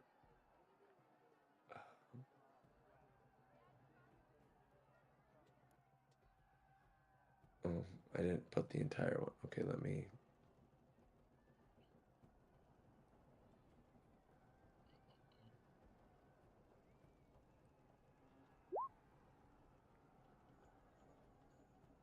Did you not have it in a feature thing? I only had the first verse or the first. I didn't copy the whole thing, so I'm gonna update that right now. Sure. Okay, so I have to make what? As an action, you can make a charisma persuasion check contested by creatures of wisdom inside. So, do you want to do this after Lucas and you guys' performance, or do you want to do this, like now? Because you can time it with his performance, of course. Okay, yeah, I'll try to throw him off during his performance. That's what I meant to do Yeah, anyway. So I guess I'll give you guys are help first. to Luca. Yeah, okay. Okay, what Um, are you doing something different, or are we still doing the sword thing? this time I've put my sunblade away and I am throwing Solus and having it disappear and reappear. Like, you know how I can throw it and it disappears and Yeah, yeah. reappears in my hand. I'm gonna throw Mhm. that and use it You're as doing like a a juggling act. that's my sort of just like getting the audience like a little bit on edge with me throwing a blade right at like as close as I can to one of them, and then like having it Uh, reappear in my hand, just sort of like, yeah. I love how you used sort of and on edge in the same sentence while throwing a sword. I'm a master of many things. Master of words. Yeah. Okay. All right. Give me another performance check, I Acrobatics, you say? guess. Well, you are performing, so that's why I'm doing Is this. a dancer not being acrobatic when they're dancing? Is that Yeah, I More mean, like it's close to athletic. sure. I'll It's I'll let you have athletic. the acrobatics check if you want. thank God? Hey, well, that's good nonetheless. Yeah, that would have been okay. All right. Al, what are you doing that's so acrobatic? I'm still just dancing with my spirit guardians. He's doing the magic Mike grinding on the floor, and all the spirit guardians are too. Yeah. Yep. Yeah. Yep. That I'm exactly that. very like interested in what this verse is gonna be if that's the depiction we're giving. Guys, I'm just thinking we need something that's really gonna charm our audience, which, from what I can see, is predominantly male. So I could just get my boobs out Just fly around. You just fly around the stands. Yeah. and get nice and close. Well, Maybe let the some people devils, motorboat. You know? most devils don't really have a gender, but Everyone already I has their guess boobs out in the audience I mean, anyway. even women Yeah. like Yeah. boobs. Everybody likes boobs. Who doesn't like boobs? Oh yeah, that's true. I mean, they have their own many layers of them by the looks of things. I mean, the If we want Everneese to is see definitely boob, female. we look at The that guy. Everneese is definitely female. Yeah, and the Nazurgon seems to be very male, but all the others, I guess the most commoners would probably be male as well. Yeah, I'd assume. So I'm still flying, right? I've still got fly. Yeah, I think so. So can I actually go like round towards you? No, I'm not actually gonna get my tits out, but can I just try and seductively dance? Sure. Give me. This is. I mean, performance probably. Okay. Sure you don't want I'm to just do imagining athletics? druids never learned how to do this, so you're just gonna fail so badly on this. Excuse me, I'm a Well, glacier this is. tiefling. If you're Oh, yeah. seducing, if you're seducing, it's definitely performance, because that like. Yeah. Bearing That in mind comes that I am a closer. glacier tiefling, so this is like the whole essence of my being, right? Oh, It's okay, like, all right. I Like mean, although I seduct- did not grow up knowing much about myself, but I feel like it should still be inherent. Okay, You're I just knew finding it your was roots. it was in my blood. Fuck. I mean, Better it's than not average. bad. Yeah. I was gonna. Well, it's like a also, 50-50 I did interest, basically. Yeah, I did say this check the DC was gonna be quite low because I'll give you guys a little bit of slack there, but all right. That all succeeds. So Luca, go ahead and with the advantage, roll your performance check again. God, I'm so nervous. And my faxpiration. Right? No, Yeah, but a yeah. guidance, Okay, guidance. guidance. Okay, 27. Damn, what the fuck? That's the That's max guidance. Jesus. Okay, well, 27. That's really good. So, okay, give me the second first or whatever first you want to do. Yeah. He wandered west to tavern hearts, through lark and larch and lavender, a halfling's grin, a card to win, a tale to spin, a challenger. With Arwick bold and knight untold, with ranger cold of memory, they faced the red brand ruffians, the Glaffstaff man of sorcery. They wandered into weeping tombs where gloom resumes eternally. The bones awoke with grinding stroke to choke him in obscurity. He sang defiance tremblingly, yet sorcery gave clarity. He'd banish all necromancy with fire and tenacity. They chased the trail to Thunder Tree, to prophecy and dragonkind, where webs were spun by widow things, and horrors hung in shadowed mind. The green-winged wrath of Venom Fang sought Ash and Fang to reign alone. They fought and fell, then rose and rang, the final clang of Battlestone. A manor raised from rubber bear, with ghosts in air and quiet lore. He studied deep the arcane sleep, and woke once more the wizard's door. A dagger kissed the forge of spell, with murmured wells of silver light. He learned to weave, to cast, believe, to cleave through shade and endless night. A dragonborn of violet hue, with eyes blue and blade in shade, told tales of bands with burning brands, of warlike hands in marshes laid. He bore the mark of paladin, yet walked within the shadow path. With eyes grim, they followed dim the distant hum of rising wrath. To Drellin's fairy forest bound, with danger wound and skies grown pale, they met a mage of lesser age, bright Perrin, sage of Fire's tale. He dreamed of doom in banners red, where goblins thread through burning wood, and in his hand the stars had planned a final stand for greater good. They crossed the vale through fire and hail, through mountain trail and buried tomb, to aid the halls of Hammerfolk, where silence spoke and shadows loom. They roused the town with iron vow, in desert brow and fen-born glade.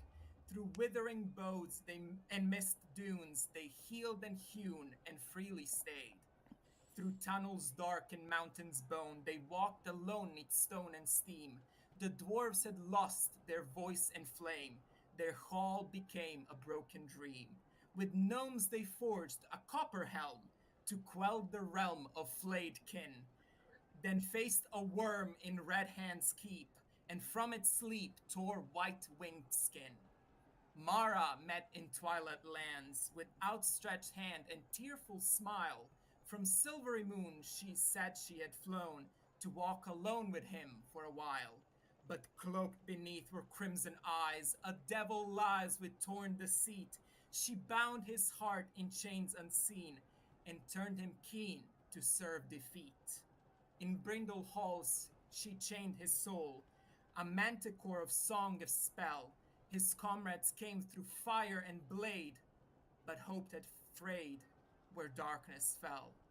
Though Aios rose from shattered staff, and Mara's laugh unmasked the fiend, brave Perrin burned and Jonas gone, and Al's right hand lay lost and leaned. They came at last to Silver Groves, where starlight rose through branches wide. The elven clans in silence split, their torches lit, but hopes denied. To Shadowfell they dare descend, where echoes bend and time decays. They found the king in nightmare caught, the Jabberwock they burned with blaze.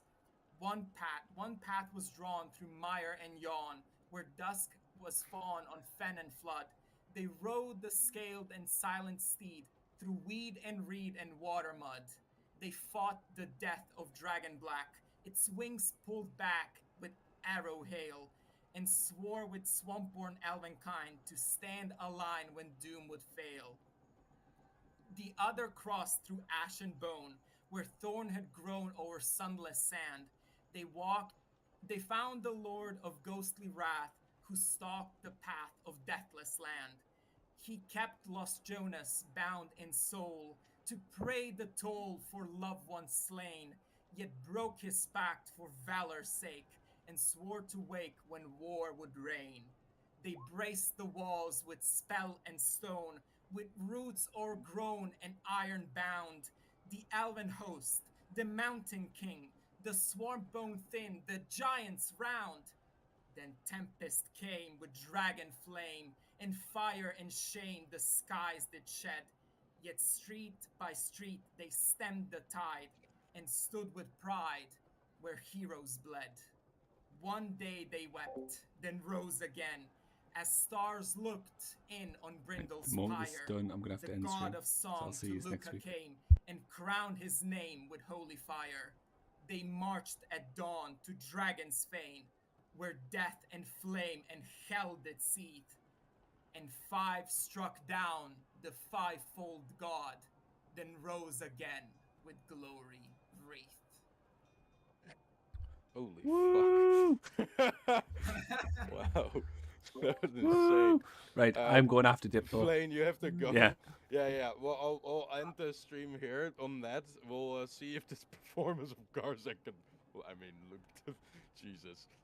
All right. Thanks, Vuk, for that. That was insane. That was really cool.